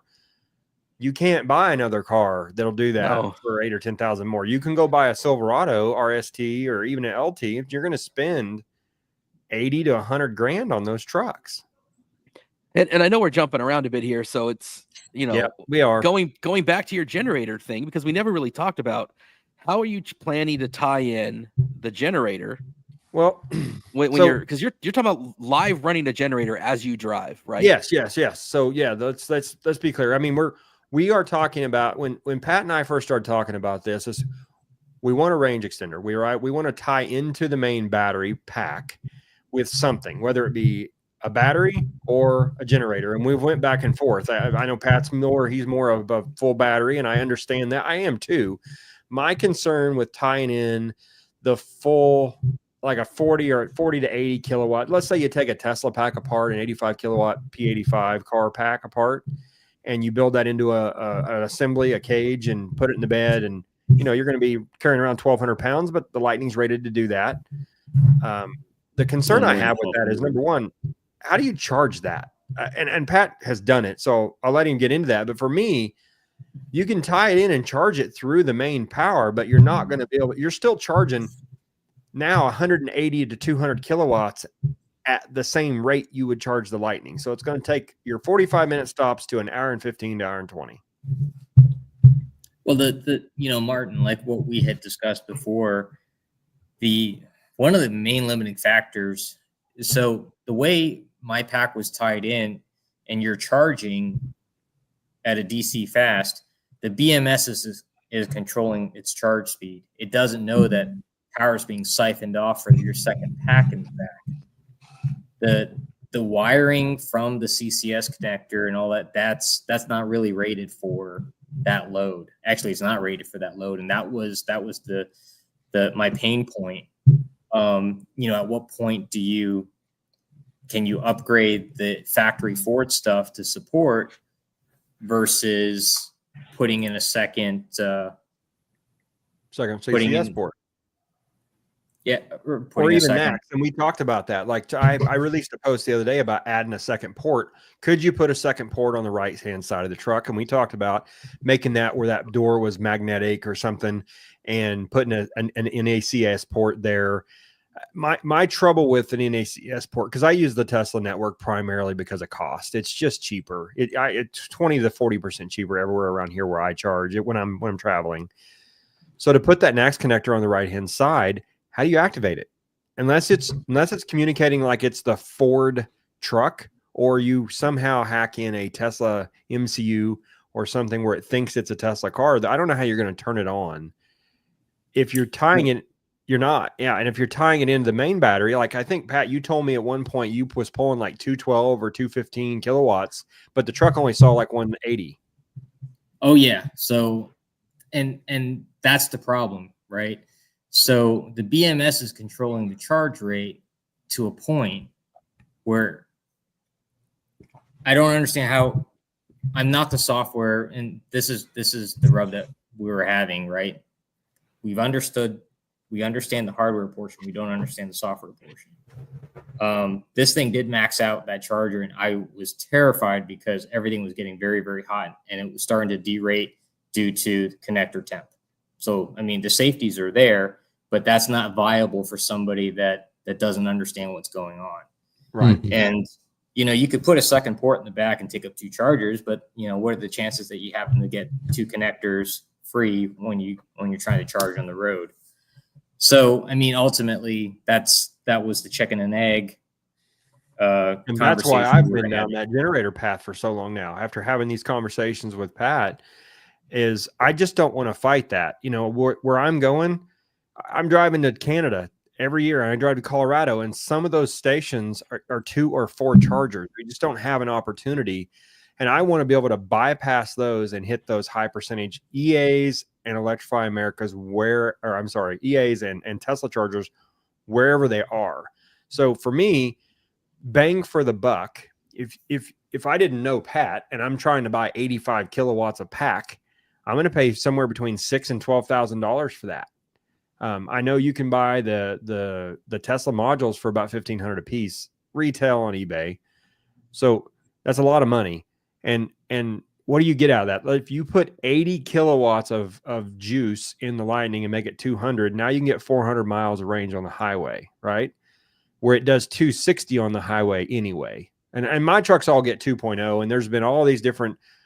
I'd love for Pat to talk about his, because he's consistently 2.3 to 2.4 on his, and I can't get 2.3 to save my life. But that was the dilemma. And so when I started looking at this about 6 months ago, what generators are in the market to be able to do this? So there's about 12 different roads you go down, and I won't talk about all those, but you're either going to do one or two things. You're either going to figure out how to do DC energy straight into the battery, so a DC generator, or you're going to have an AC generator that is going to feed like the onboard charger of the Lightning or a modified Tesla AC to DC charger, just like you would be when you plug it in at home, except for you're plugging in a generator, you're going to tie that into the main feed.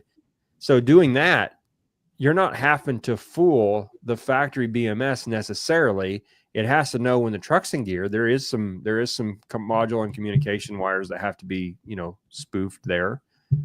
So that's the 2 ways that we're going to be able to do that. And for me, I found, just as a reference point, for AC charging, Winco makes a 21 kilowatt 21 kilowatt peak, 19 kilowatt continuous charger that is like $6,000.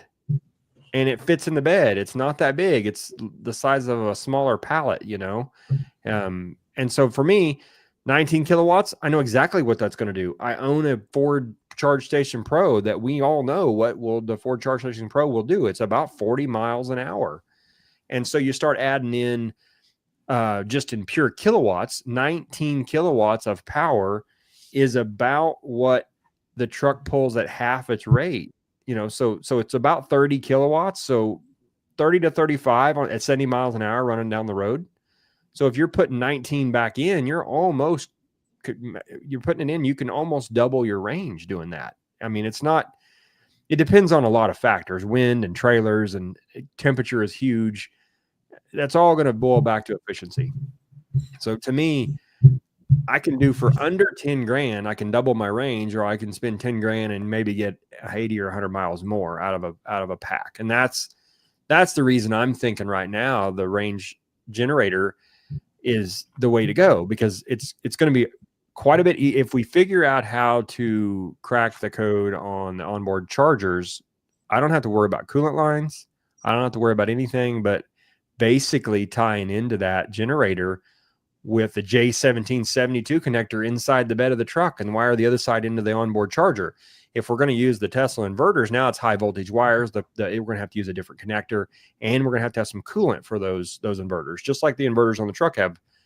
If you guys remember my video from about a year and a half ago when I said there was a clamp pointed down into the coolant line, that was one of the coolant lines running to the onboard charger on the back of the truck. And that you have to have those cooled. They have to be actively cooled. So the Tesla inverters will have to be that way. Will have to be cooled too. And there's a lot of ways to do that.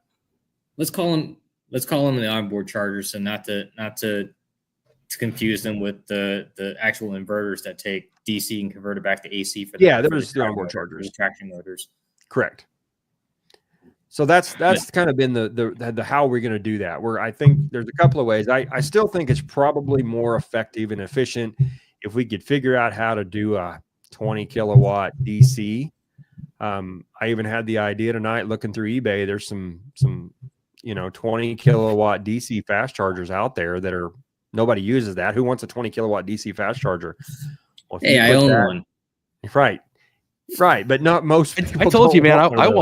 I want one of those. I've been on TikTok trying to get somebody in China to send me a DC charger for my house. Full disclosure. I have a Delta. I have a combination CCS and CHAdeMO. I think that's awesome, man. Well, you have a reason for a CHAdeMO. You take those connectors off and you wire those straight to the high voltage battery and input that with a 3-phase generator. Now you've got something. I'm going to get off on another tangent here because now it got me curious. So on the, I get my podcast confused. I don't remember if it was with you guys or with Josh and Jesse, but I talked about how charging at 120 had a lot of losses compared to 240, and 240 charging slower was better than charging at 80. Everybody's all excited about charging the Lightning at 80 kilowatts, but you're throwing money away if you don't need to charge that fast. Amps, not kilowatts, but yeah. Sorry. No, you're good. Yeah. Got my head in the DC world. Yeah. Sorry. Thank you for that. Yes, 80 kilowatts would be impressive. I'm like, dang, I would love that at my house. Like, just plug her in. Oh, we got a trip in a couple hours. Oh, just plug her in. Plug it in, 80 kilowatts. Dead zero, no worries. So how does that work with DC, Pat? If you've got a DC charger at home that could do 20 kilowatts or 50 kilowatts, like Kempower and some others make some portable 50 kilowatt DC chargers. So if you had the power at your house to do a DC charger, how would that compare to AC charging, where your truck is inverting it, using the inverters on the truck to do it, versus if you had a machine, if you had a DC charger taking your AC from your utility and you were plugging DC directly into the truck, how would those losses compare? And is it similar to AC, where it is 20 more efficient than 50 and 50 is more efficient than 150?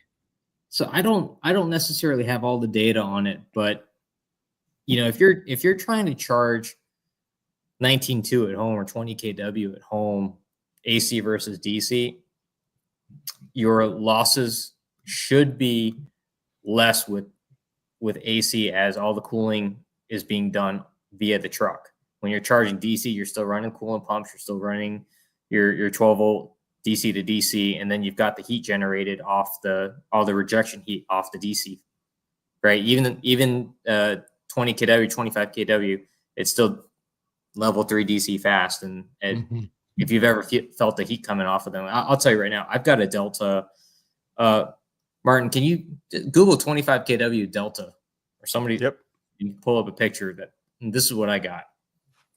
And you feel the heat coming off the side of this thing. It's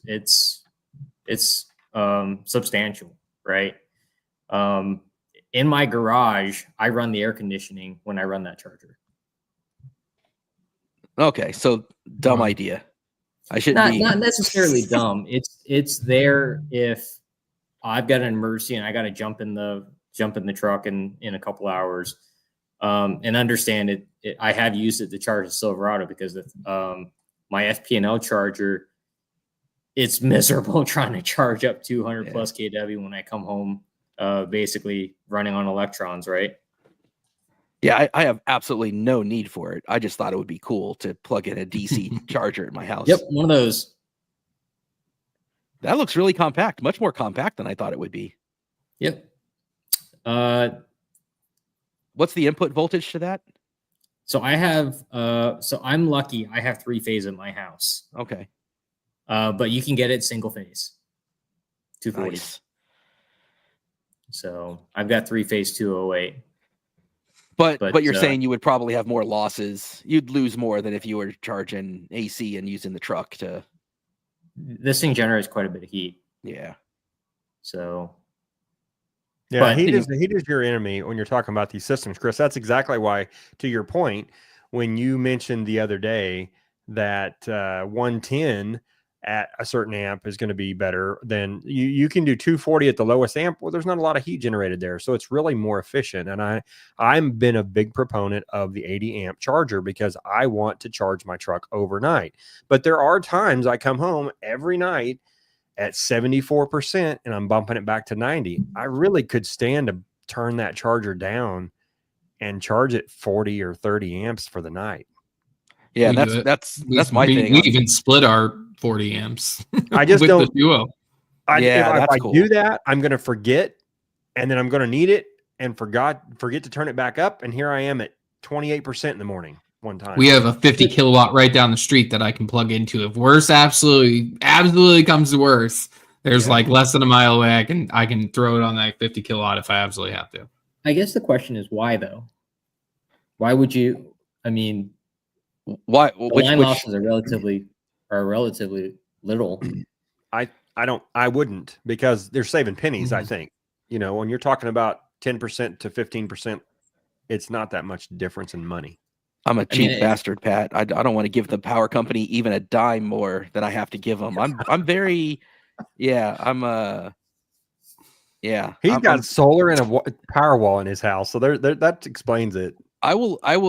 So if I get to the end of my true up statement and I have money left over, like I will invite neighbors to come and charge to use that power, because in California, PG&E, what they'll do is, so like if I've got, $100 worth of true up credit left, and you get to the end of your true up at the end of the year, they don't pay you $100. They pay you whatever the wholesale rate of power is at the lowest price. So they're going to pay me like 2 cents per kilowatt hour.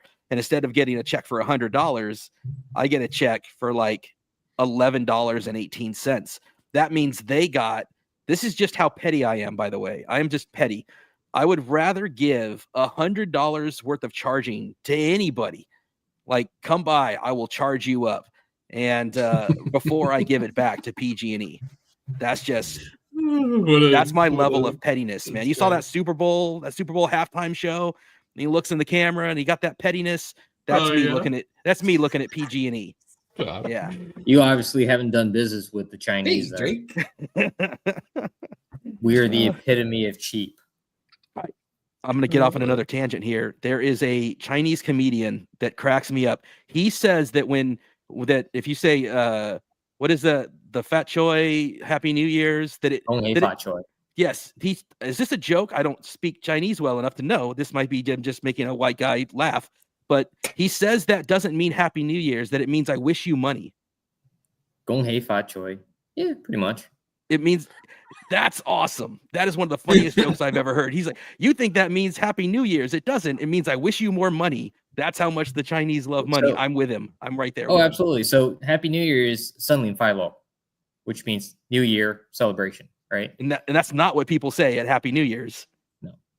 That's awesome. But the problem is, so if you didn't see my face and you just heard my voice, you'd never realize I was, I'm Asian. Yeah, I didn't know for the first month. Yeah, well, that's true. Other than the last name, you can tell where I'm from. My redneck ass. Yeah, you can tell I'm from Kansas. I want to get Pat. I want you to hang around Martin long enough that you start to develop an accent like that, because that would be hilarious. Yeah, actually, so I got in trouble the other day for yelling at another project manager if he understood the words that are coming out of my mouth. That's awesome. One of the greatest Samuel L. Jackson lines in history. That is great. Oh no, was that Jackie Chan? I'm sorry. And Chris Tucker, what's wrong with you? You're a bad white guy. Oh, that's bad, dude. Where's the little? I need a little rewind button on it. We'll edit that out in post. I'm gonna dub over that. No, but it's gotten me in trouble several times speaking Chinese because my accent's so bad that it comes out as something else. That's funny. So I try not speaking Chinese That's great. or Spanish for Making that your matter. mom proud. But no, I mean, going back to the whole charge bit, I understand trying to save some money over time. I was thinking maybe you're thinking about stress on the battery, because I'll tell you right now, our e-transits have been DC fast, charged 6 times a day their whole lives, and the batteries are still holding up pretty good. You know, it's funny because we have a Model 3 that was a Hertz car, and that car's sitting at 82% with 115,000 miles. It's almost out of battery warranty. And Tesla told us to kick rocks. We called them about a month ago and said, look, she's barely making it from Southeast Kansas to Tulsa and back, which is an hour and 15-minute drive one way. It warranty barely 70%, right? I think 70 is the 70. number. Yeah, They you're at told us 80. we're not touching it. It's performing as designed, but you can take a 115,000 mile Mach-E and it's way better as far as degradation. And now I know that car was DC fast charge its whole life. I'm sorry. The Hertz cars, they don't have time. And even when they're road tripping, they're not taking care of the batteries. 100%, 0, whatever. That's what we do with ours, 100% every day. And even 230,000 miles. So you sold your truck. Your truck had 150 on it when you traded it. 141 on it when I traded it. Okay. Wow. And so we kind of got off a tangent too. You had the Silverado problem that you had the tail light broken. Is that right? I think I sent you a picture of me sliding a piece of paper in between the taillight housing and the outer glass, the outer plastic. So both taillights filled up with water. Dash shuts off randomly at times. You had where you couldn't open the frunk many times. No, the front wouldn't close. Couldn't close. The latch was supposedly broke, but they replaced it and that didn't fix it. Yeah, and then one time I was driving down the road and the hood open symbol came on and the truck slowed to 26 mile an hour down 95. So that was a fun experience trying to get off the road. Yeah. Wow. So he's not, I'm not going to say all Silverados are bad. We know there's guys that haven't had issues. You've only got 5,500 miles on the truck now, something like that. 67. Yeah. So not a lot. It shouldn't have been in the shop over half the time he's owned it. And so you finally got to the point where your buyback has been approved. Yeah. So I went into arbitration Monday and got a notice on Tuesday that my buyback was approved, and primarily because I had uploaded 30 videos after the last. So it went in for a final repair attempt. It was scheduled for January 13th. The truck broke down January 7th again, so it had to get towed. And that was the time where the truck disappeared. The OnStar roadside set the tow truck. They picked it up, and it wound up somewhere completely else. And long story short, I got the notifications as text messages that they sent this company to go get it. And it finally made it to the dealership. That's nuts. So, and I understand things happen, but I will say Ford EV Concierge has been pretty good between mobile service and taking care of things. Even Volkswagen, Kia Concierge comes out to your house when you first buy the car, and they give you a rundown of the vehicle, which was handy for people that truly don't understand these cars. But no, the software issues. I think I sent you video one time where the truck thought it had a trailer attached, and I couldn't back up. It kept hitting the brakes. I had to disable all the driver assist features to get that to work. It's software. Other than the hood latch and the contactor, all the issues with the truck are software. I stopped using the frunk after the second time, and I haven't used the frunk since. But I will say, if you want a long range EV truck that can still tow relatively well and that charge is decent, the Silverado is actually, it's a good alternative, and it's a lot cheaper than a Rivian. I think my truck was $63,000 out the door. That was before the equity and everything else from the Lightning.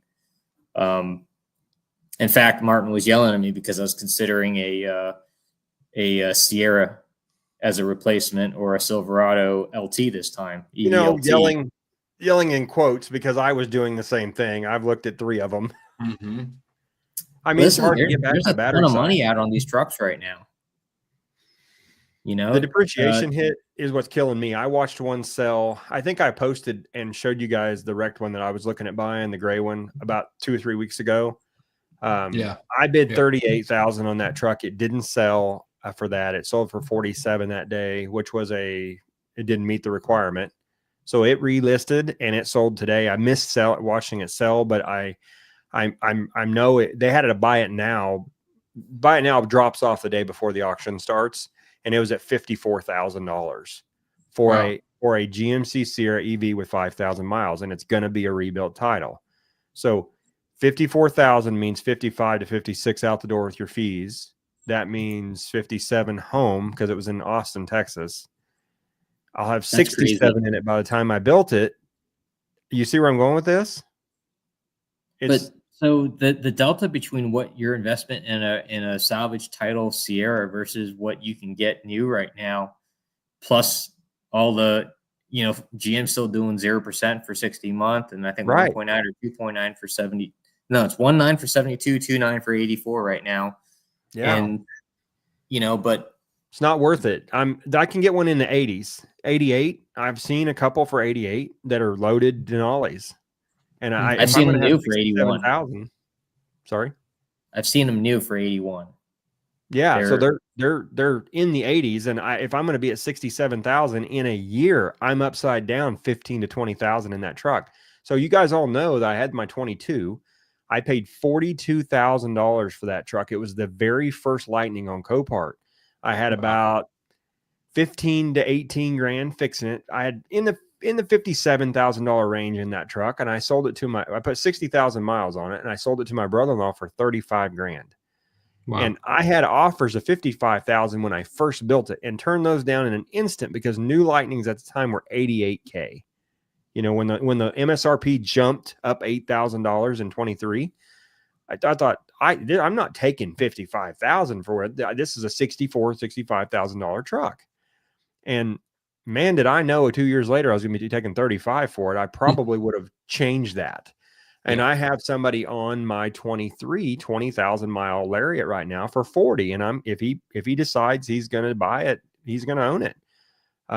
And so I'm not still against buying expensive EVs, but we have to have a line in the sand where it's just not functional. It doesn't make any financial sense. And so for me, you're going to see more Lightnings built on Martin rebuilds. I have to be cautious with it. I can't take $20,000 hits and discontinue, Mm-hmm.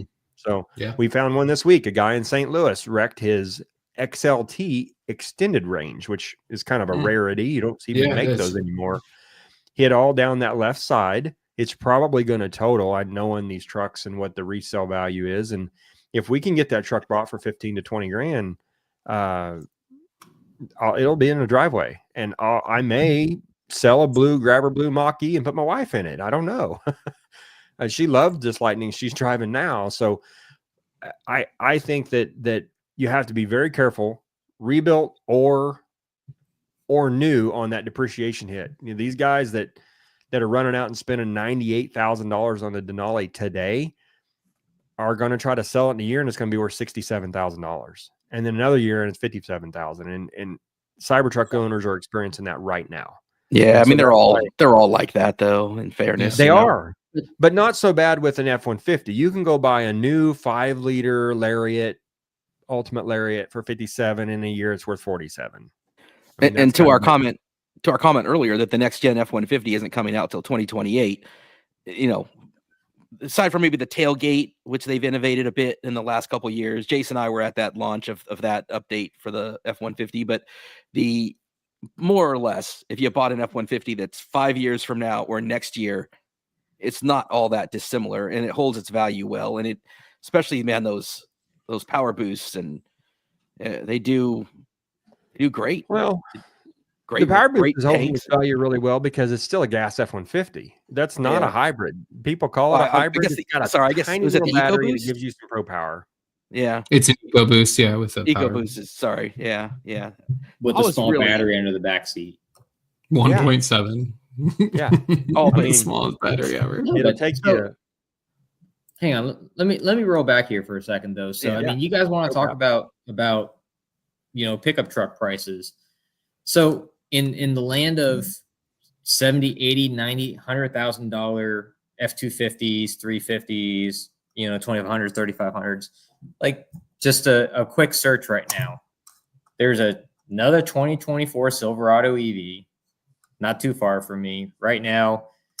Cash price $54,596, brand new, and it's a 4WT. Wow. A I year think the ago, that was difference- 80. You couldn't touch With it. a yeah, warranty. right? But what I'm saying is, somebody's going to bed. The other reason why I jumped ship and I went to the Silverado was if the truck worked, like I know people that have had zero problems with their Silverados, and we know people that have issues with their Lightnings. At 55, 56,000, I'm sorry, this one's a 3WT, but still a 3WT at 54, 55,000 it's a good deal. I So think that's even 180 kilowatt battery. 190 and change. So Yeah, a that's still a lot of 3WT will go for Crazy. 100 miles on the highway, right? I think that the thing with those though is that that's not the MSRP. That's them giving dealer incentives and the dealerships taking a hit on it. Or Well, but to be fair, Chris, same thing's happening with the Lightning. true. The No, for MSRP sure. on a new Lightning right now is 79 to 81,000, and you can pick those trucks up in the 60s.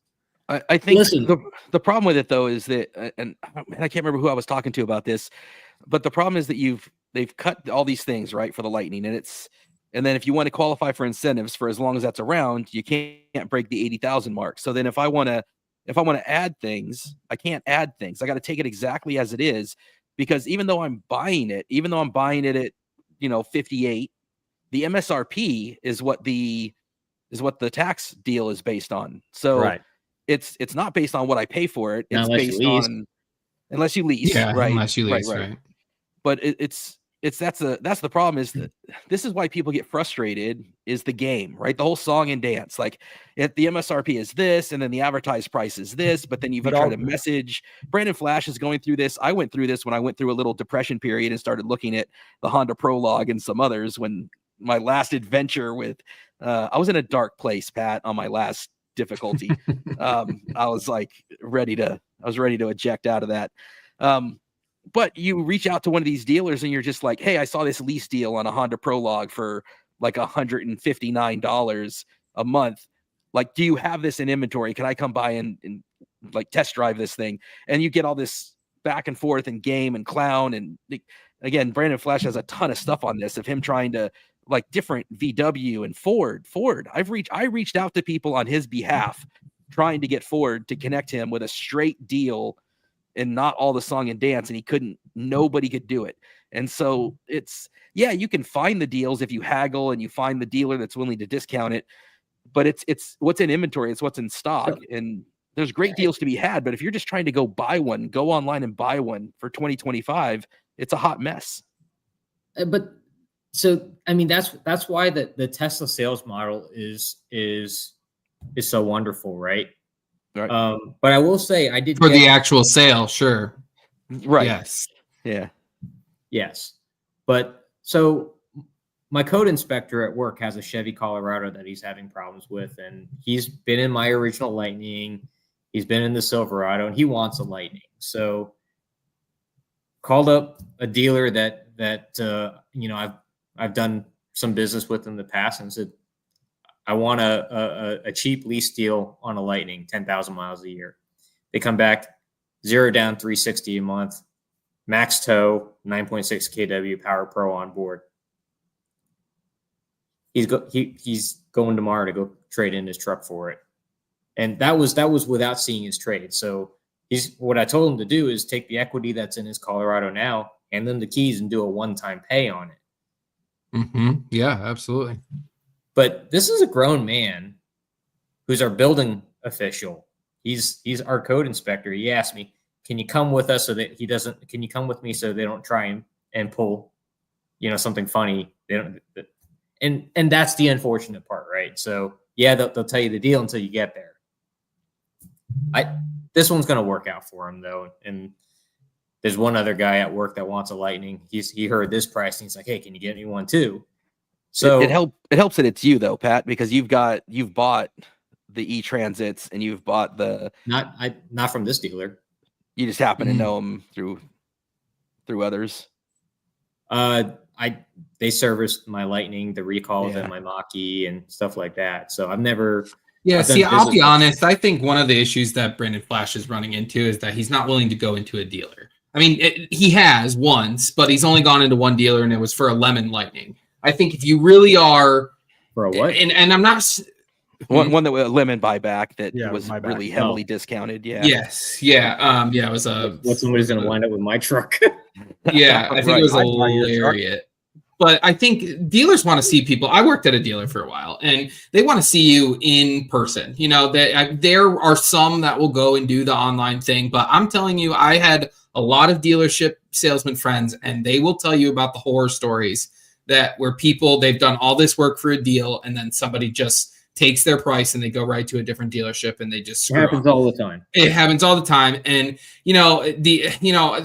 there's two sides to the story there. I really do think that these salesmen try to put a lot of work in to get these deals done sometimes, and they just get screwed by people who just take it and run to another dealer. So I see both sides of it. But if I'm going to buy a car, and if I'm going to spend thousands, I'm going in that dealership myself, walking in, that's what I did for my Mach-E. That's what I did for the two Lightnings. I guess the one Lightning we ordered, but still you kind of had to go through a process to buy it, right? A little bit at least. I don't know. If you can go in and form relationships, I really don't think it's that hard to buy a Ford vehicle. I can't speak to really many other dealerships or brands because I haven't really, experienced them myself, but we've bought 9 Ford vehicles since 2015. And I don't think we've had a problem with a single one of them. Lots of them we've saved thousands in MSRP with X plan, A plan, B plan, all the plans, all the above. We bought all our Ford EVs at MSRP, but again, in my opinion, it's about the relationships that you form and how in walking in there in person and making it happen.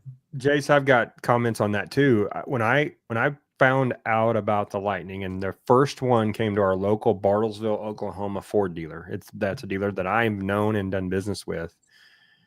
I pulled in a Super Duty that we had built and not traded in. I just wanted to go drive it. My anniversary evening. The guy walks out, first thing out of his mouth, "Are you wanting to tow with that? Because it won't tow."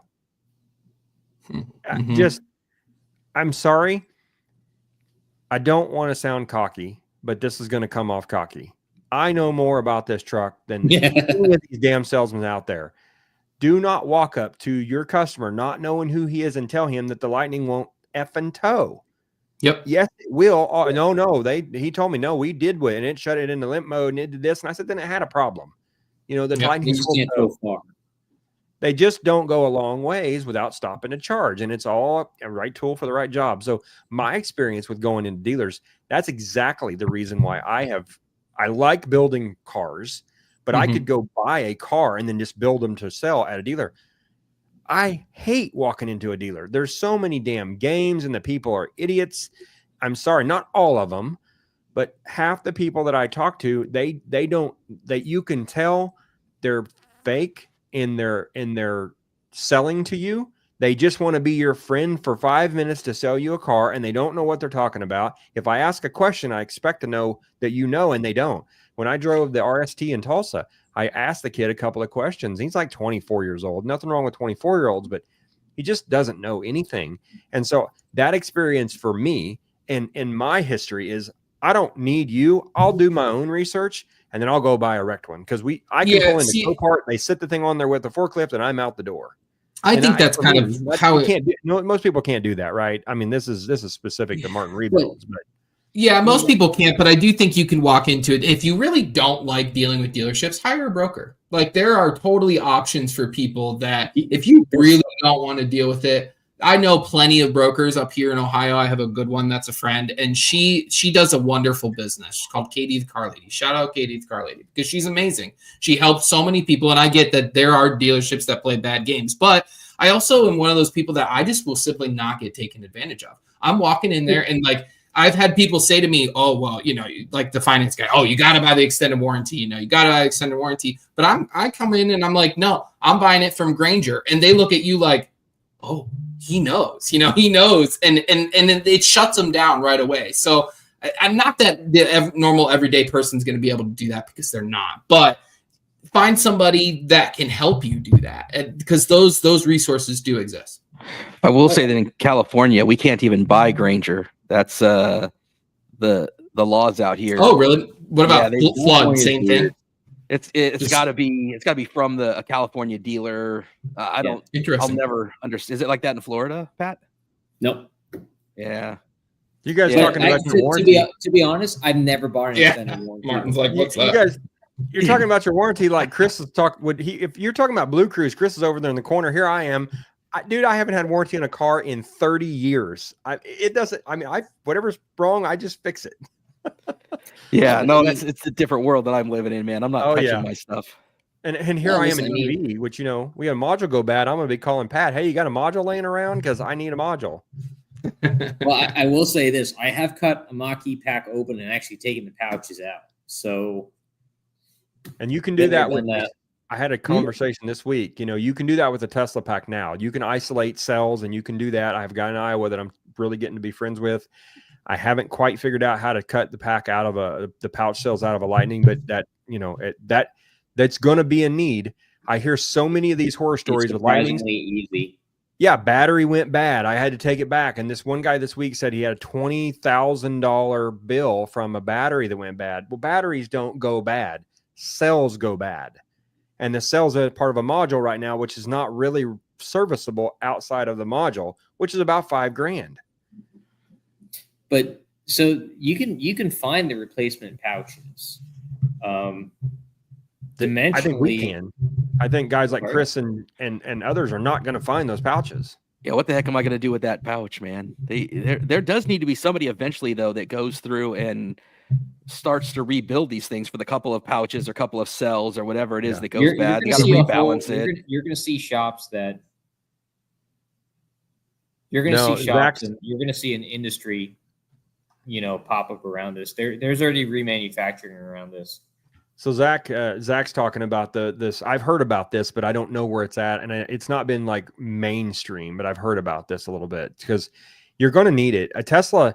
There's a lot of people. Gruber Motors. I think there's the Electrified Garage. There's some people around that are doing the Tesla modules already, actually cutting them apart, taking cells out, replacing them. It's time intensive once you get the pack open to do a little bit of that, but once you understand it, it's like anything else. I mean, we repair engines. How many hundreds of thousands of cam phasers went into an EcoBoost in 18 to 20? That you don't replace the engine because the cam phasers go out. You replace the cam phasers and you move on. Same kind of thing needs to be happening with EV batteries. Yeah. Listen, again, you're going to see a whole industry revolving around remanufacturing and rebuilding modules, right?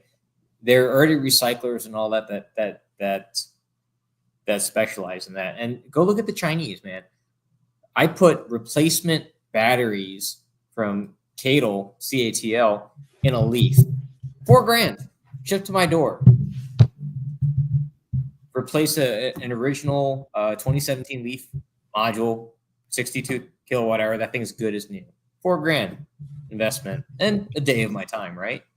But so I think right now they're getting to be out of warranty on some of those. So until the Lightnings are kind of out of battery warranty and they're starting to become a need, we don't have it yet. I think the aftermarket, like the packs, Pat, you were talking about being able to pick these packs up for $6 or $7 for an ER pack. I don't think that's going to be the case when they're out of warranty because the demand's going to go up. I think they'll get a little more expensive than that. So maybe there's a junkyard, there's a salvage yard down here in Miami that wound up with a boatload of Lightnings that were damaged in shipping. So you guys know, I drove to Florida to the salvage down there to pick up the frame. It was a demonstrator truck that they couldn't sell the battery out of, but everything else was sold. I bought the frame for it for like $1,800. So they're going to be around. I mean, I see them selling all the time on Copart that are totaled. I mean, trucks pass where I would build, but they still have good parts in them. Good seats and screens and batteries and things like this. The motor, a lot of times your e-machines, those e-motors in the front and rear are really well protected. I've built 2 trucks hit hard and they're not, it takes a lot to damage those. So I think we're going to see that, but right now nobody wants it. That's the other downside to the range extender that I'm talking about is, for me, I don't care if it weren't void my warranty. It already is. So I think what we need to do right now is try to figure out how to make it where people were comfortable enough that it's not going to just blow their truck up and actually need a warranty claim. I think to answer Zach's question, I think it would depend, right? Probably on number if one, it's an upper or lower module. That's just what I'm about to say. What module? And then I think it's $160 an hour, and the modules are $5,000 cost, so $5,000 or $6,000 probably retail. I think they're going to spend 10, depending on which module it is. But what's crazy about that is that you can have the module out, balanced, and back in a day. Easy. It takes about 45 minutes to take that pack out. Now, doesn't it? When I had mine done, one of the many times I spent, and maybe I got done really early, so maybe that's changed. But it was going to take them 48 hours because they had to first pull the pack, put the pack in, and they had to use the adhesive, and the adhesive had to dry and set for overnight before they could do something, and then they had to balance the pack. And you don't have to. That's a thermal paste that goes between the cooling and the bottom of that module. That doesn't have to dry. Yeah, they say anyway. What takes some time is you have to balance the cell. Let's not get into it, Chris. It's working great. We're happy for you. Yeah. We don't want to worry, Chris. He's going to buy a Prologue tomorrow. We keep talking like this. I think I'm good. I think I'm finally good. But yeah, it was. Why would you buy a Prologue when you can do a crazy lease on a demo Lyric or something of that sort? You know what? Honestly, where I was at, I was like, you know what, man, I'm just going to get the very cheapest. And it was like $149, man. I think it was the cheapest one I could find out here in California anyway. And I was like, I'm just going to do a 2-year lease. I'm going to take all that money that I would have spent on my payment. And I'm just going to, because I'm not so bad off where like my truck's worth a couple grand more than what I owe on it. I'm not upside down on mine. I got a really good trade in during COVID on my old minivan, because just like you couldn't find cars, one of the big ones out here in California, I had a Honda Odyssey minivan that was 8 years old, and they gave me $20,000 for it because here in California that thing will sell tomorrow, and nobody had dealer inventory. So, and I paid MSRP, and that was the relationship. I bought a '99 Ranger from them, a 2008 F-150 from them, the Edge from them. That $20,000 is exactly what puts you afloat right there. God. So I'm like, nice. I can totally get out from that and I was just like, you know what? I'm going to find the cheapest thing. I'm going to take the extra $500 basically, because my payment is $650. I'm going to take that extra $500 and save it. And then when the new T3 came out, I'll look at it then. I was just so that's why I was looking at the Prologue, and Prologue over Chevy, because Prologue has the Apple CarPlay but so does Cadillac. Oh, I didn't know Cadillac. Yeah, the Lyric. Yeah, the Lyric does. Yeah. Oh, interesting how GM. I believe Escalade, right? Both all the Cadillacs. But there's no way I was going to afford a Cadillac, or I could afford it, but it wasn't. That what do you mean, $140K for the Escalade IQ? It's too much for you. Right. So jeez. We ended up doing a deal. So originally we looked at the Lyric, then we looked at the Optic, and then we went and found a Lyric loaner, a demo. So off courtesy vehicle had right around 20, I think it was 2,500 miles. Did a 10,000 mile lease, 238 a month, 2,000 due at signing. It's a dang good price, man. There are some What's the crazy residual lease on that? deals. Do they tell you residuals on those? Because I know these lease deals right now are pretty attractive. More than I've always been told my whole life, don't do a lease. You're throwing money away. However, if the depreciation is going to kill you and the residual is not bad, it might be worth looking at. Oh, I want to get back to Zachary for a second, if we can. Zachary, do you have I'm assuming Zach is our electrical engineer in Tulsa that Pat and I are kind of collaborating on this generator thing. So does he have an out of warranty Lightning? Because he's like at 90 some thousand, I think, if I remember when we talked. He's getting close.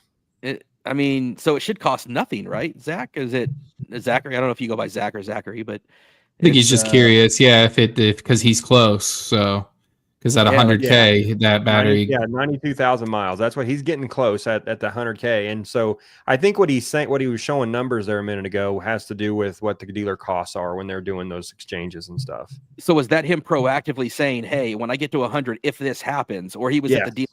So nothing's happened. Not well. He's had modules replaced, yes, and that's exactly why we had this discussion. Yeah, gotcha. yeah. You know, I wonder if there's a way we can look back at the supplier and figure out, because the early ones, even my Transits have early modules. They've been rock solid. It's so interesting, these modules, how some people will, in fairness, I disproportionately see probably 50% of the failures out there, it seems, right? Because we're in so many different groups and forums and so many different platforms that, I mean, if there's a horror story, we've probably seen it. And so we've probably seen more stories. You're going to see the people complaining, not the people that. Right. But that's the people. My modules are great. I just thought I'd post it. Right. Yeah. So this is the thing with a bad module, though. It's not you can look on the health tool on any scan tool or the FDRS system, just like you would the Scan My Tesla app, and see which cell's acting up. Those are typically one of those pouches has got higher resistance, and that pouch is not performing. It's dragging the whole pack down, which then causes your stop safely now alarm to throw on your truck. Ford really does need a program, though, and where they take for a very inexpensive price and start to remanufacture these things, because I took it down, but he was saying he has two friends in Tulsa that have two modules replaced. I swear I know so many people, especially in the 22s, and that have had modules replaced. It seemed like I see more with 23s more than 22s. Yeah, that's exactly it. Right? There's a lot I see more much more 23s. Yeah. Yeah.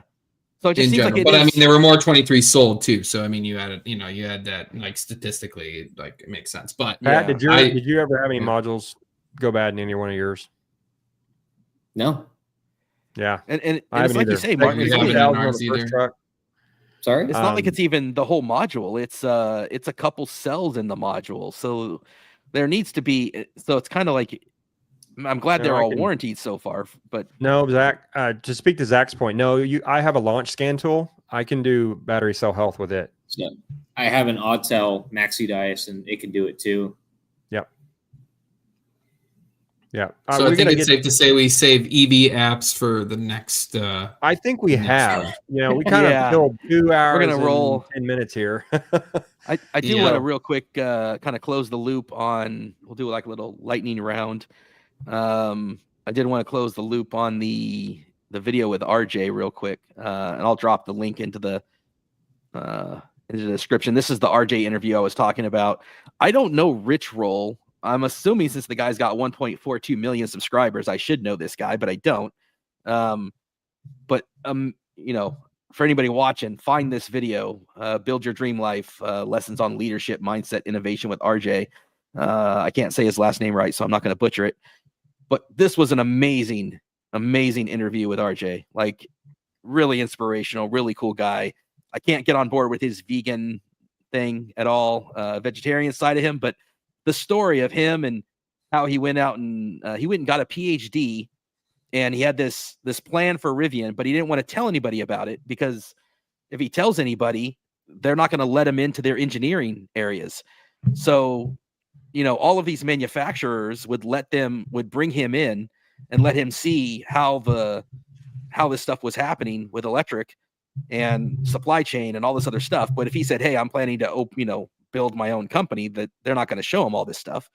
And it's just a really cool, all the stories you would expect from someone trying to build an EV car company, and how many times they were like, within a week from missing payroll. And I just find these stories just incredible. And I think people, I'm not an apologist for the billionaire class at all, but I think people so often you take for granted somebody like Jeff Bezos or an Elon Musk or an RJ or one of these people who at one point, were days or weeks away from bankruptcy, and a company, Tesla and Amazon lost money for years before they got to be what they are. And they kind of hate on these people and say, who needs that much money? It's not real money. It's not liquid. This money is in the value of their company. And I'm going to editorialize here for a second, and they may own 8%, 13% of that company. That means 80, 85, 90% of the rest of it is owned by me and you. And if not directly, it's owned in our 401ks, in our pension funds, in our, when these companies, when they hate on these American companies and they go bankrupt, it bankrupts the union people that have their pension funds in there. It bankrupts the state who has their investments. It bankrupts me and you who have our 401ks in there.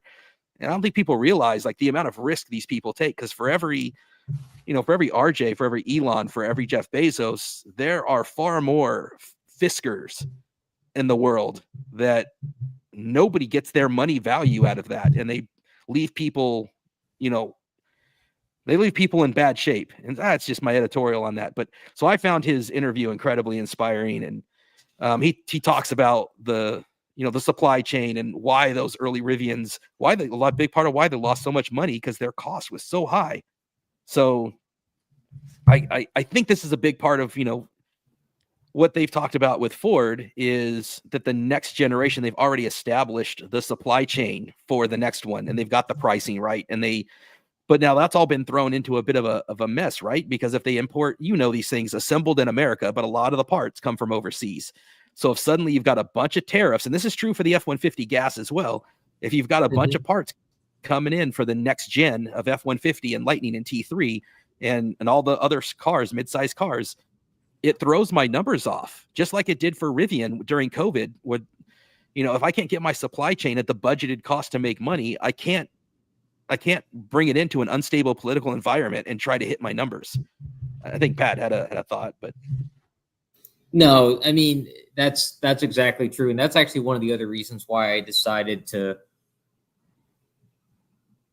buy the Silverado now, was I wasn't sure what was going to happen in the climate, in the political climate, with all the tariffs and increase in costs. And being in the construction and the engineering field now, we've got notices from manufacturers saying, hey, we have no idea what pricing is going to do. And we're locking in equipment now to try and secure the pricing just because we don't know, right? It's par for the course, though. Yeah. So good discussion, guys. And it really was. I will get to the apps next time. I think maybe we'll deep dive a little bit into a better route planner. I was gonna say maybe we can even save it for not next week, because I'll be out next week, but maybe the next week, because I think I'm going to take our first better route planner trip with the OBD connected and everything to Northern Michigan next weekend. You've never used it before? No, I always use the Apple Maps integration, and I could never get my stupid OBD to connect to it. And I finally got it fixed. And I never really, to be honest, I put like 5 minutes of effort into it and I just said, screw it. But yeah, now I've got it up and running. And so far, it's been. Well, there's a new version on the Android Auto side for a better route planner out now. And I need to resubscribe to premium, and I want to try the same thing to see, because I got to tell you, it absolutely, Google EV routing absolutely sucks when you're pulling a trailer. And I'm headed to Dallas probably this weekend to deliver a Gator. And if I do that, I'm going to try a better route planner with EV routing with the premium, because I know it updates that data set We'll get into that. So maybe next week we got another guy that it's in Arizona. He's a professional EV conversion swap guy. Maybe we can get him on next week and talk about that. And we'll save the apps for when Jace comes back. Sure. And then I'll selfishly plug my video before we wrap up here, which is tonneau cover. Yeah, I did. This is if you're able to zoom in on that I wonder if I can zoom. I don't know how to zoom in, but that little graph is it kind of shows the breakdown, which the whole question for me was, hey, this tonneau cover, two debates I always see. Does a tonneau cover increase your range and efficiency? And what's better, sport mode with no one pedal or one pedal as far as efficiency? So that's one of a video I'll do later is I want to do that one with sport mode. I'm going to try this exact same loop that I did. And what I did is I went from the Bay Area out to the middle of the Central Valley in California, because it's one of the few places I can get a straight run down I-5 without traffic and chaos. You know what I mean? It's just in the Bay Area, you can't do it. So I drove all the way out there, and I went from a place called Santanella down to Harris Ranch. It's about a 140-mile loop. And being that I have a standard range, that's about all I can do at 90% charge, at freeway speed. So don't be afraid to charge to 100, man. That's the time. I can charge to 100. It's just the time it takes, right? To get to 90 only takes, 40 minutes.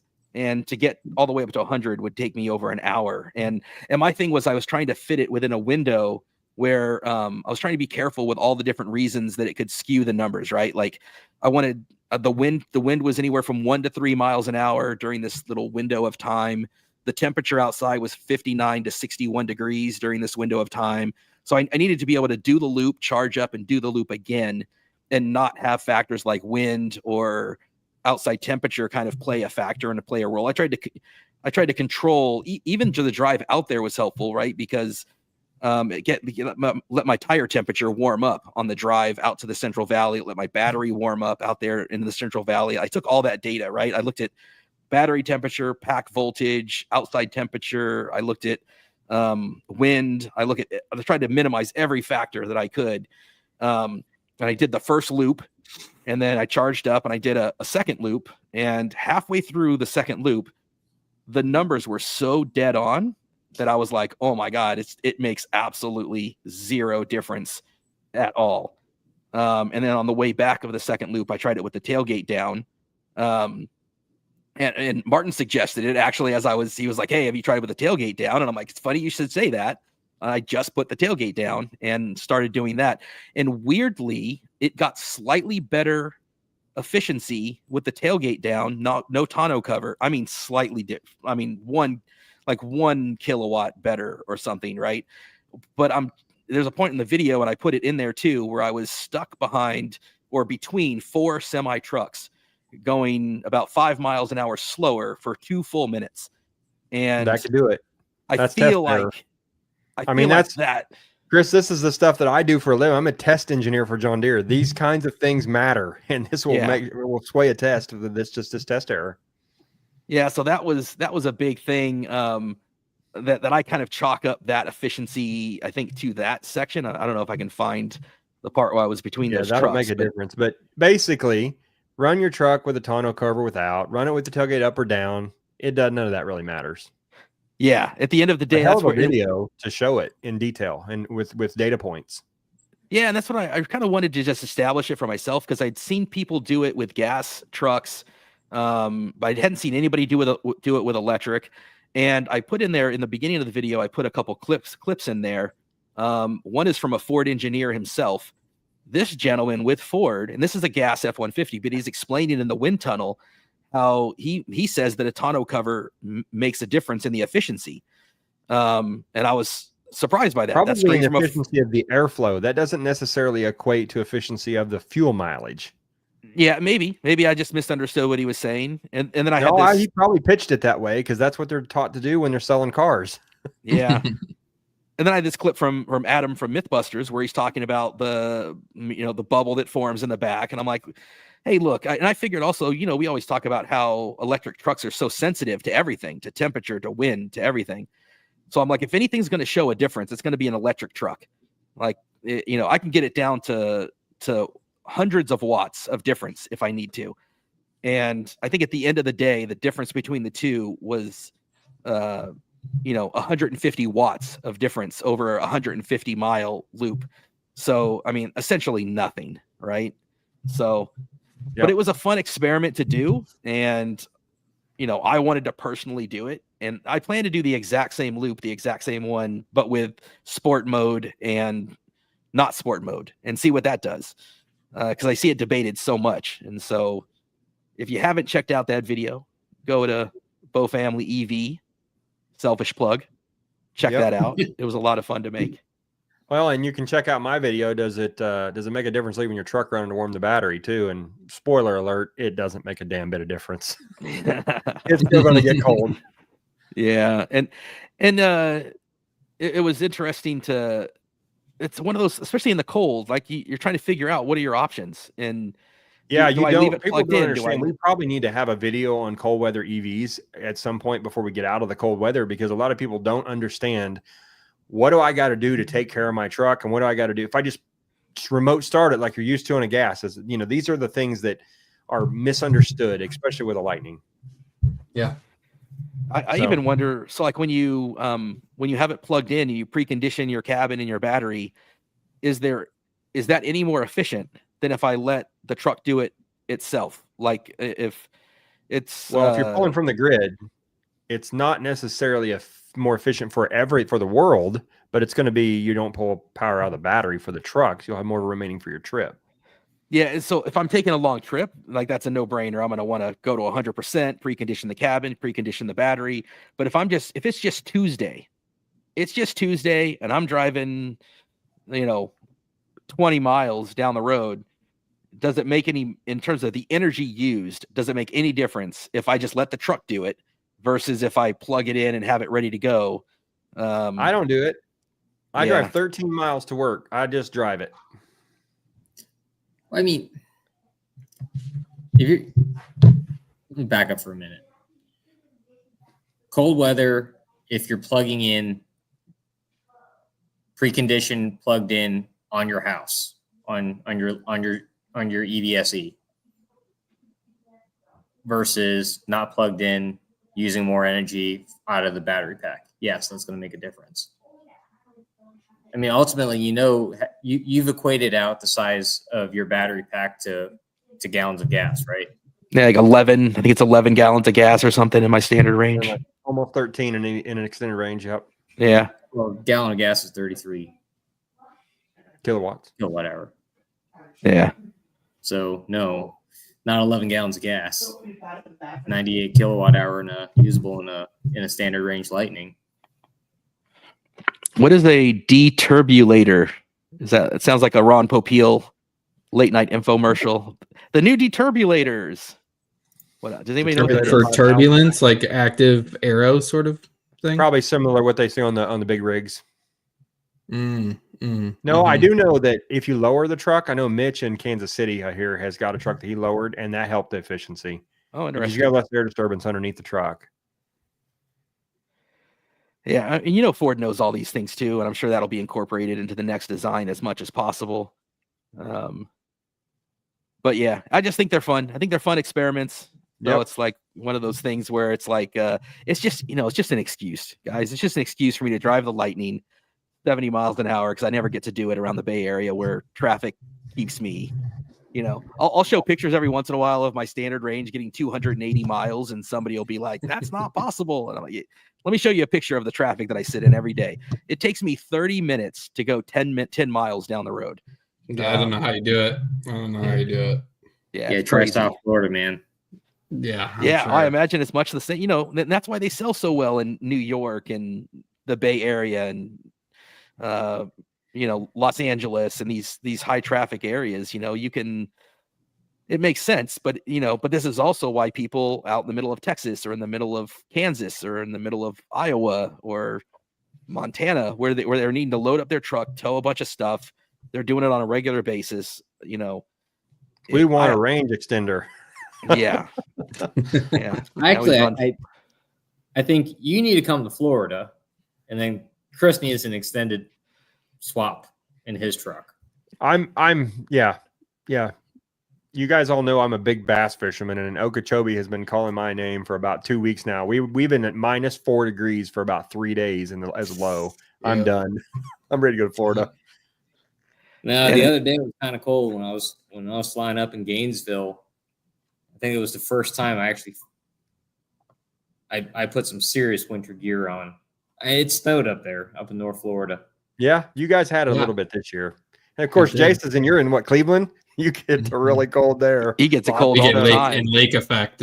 We get serious snow off the lake. We're about 11 miles, 10 miles off the lake, and it roars. It's coming down right now, right off the lake. Yeah, we had 12 inches here in spots a couple days ago and Tuesday, and it shut us down. I mean, everybody freaks out.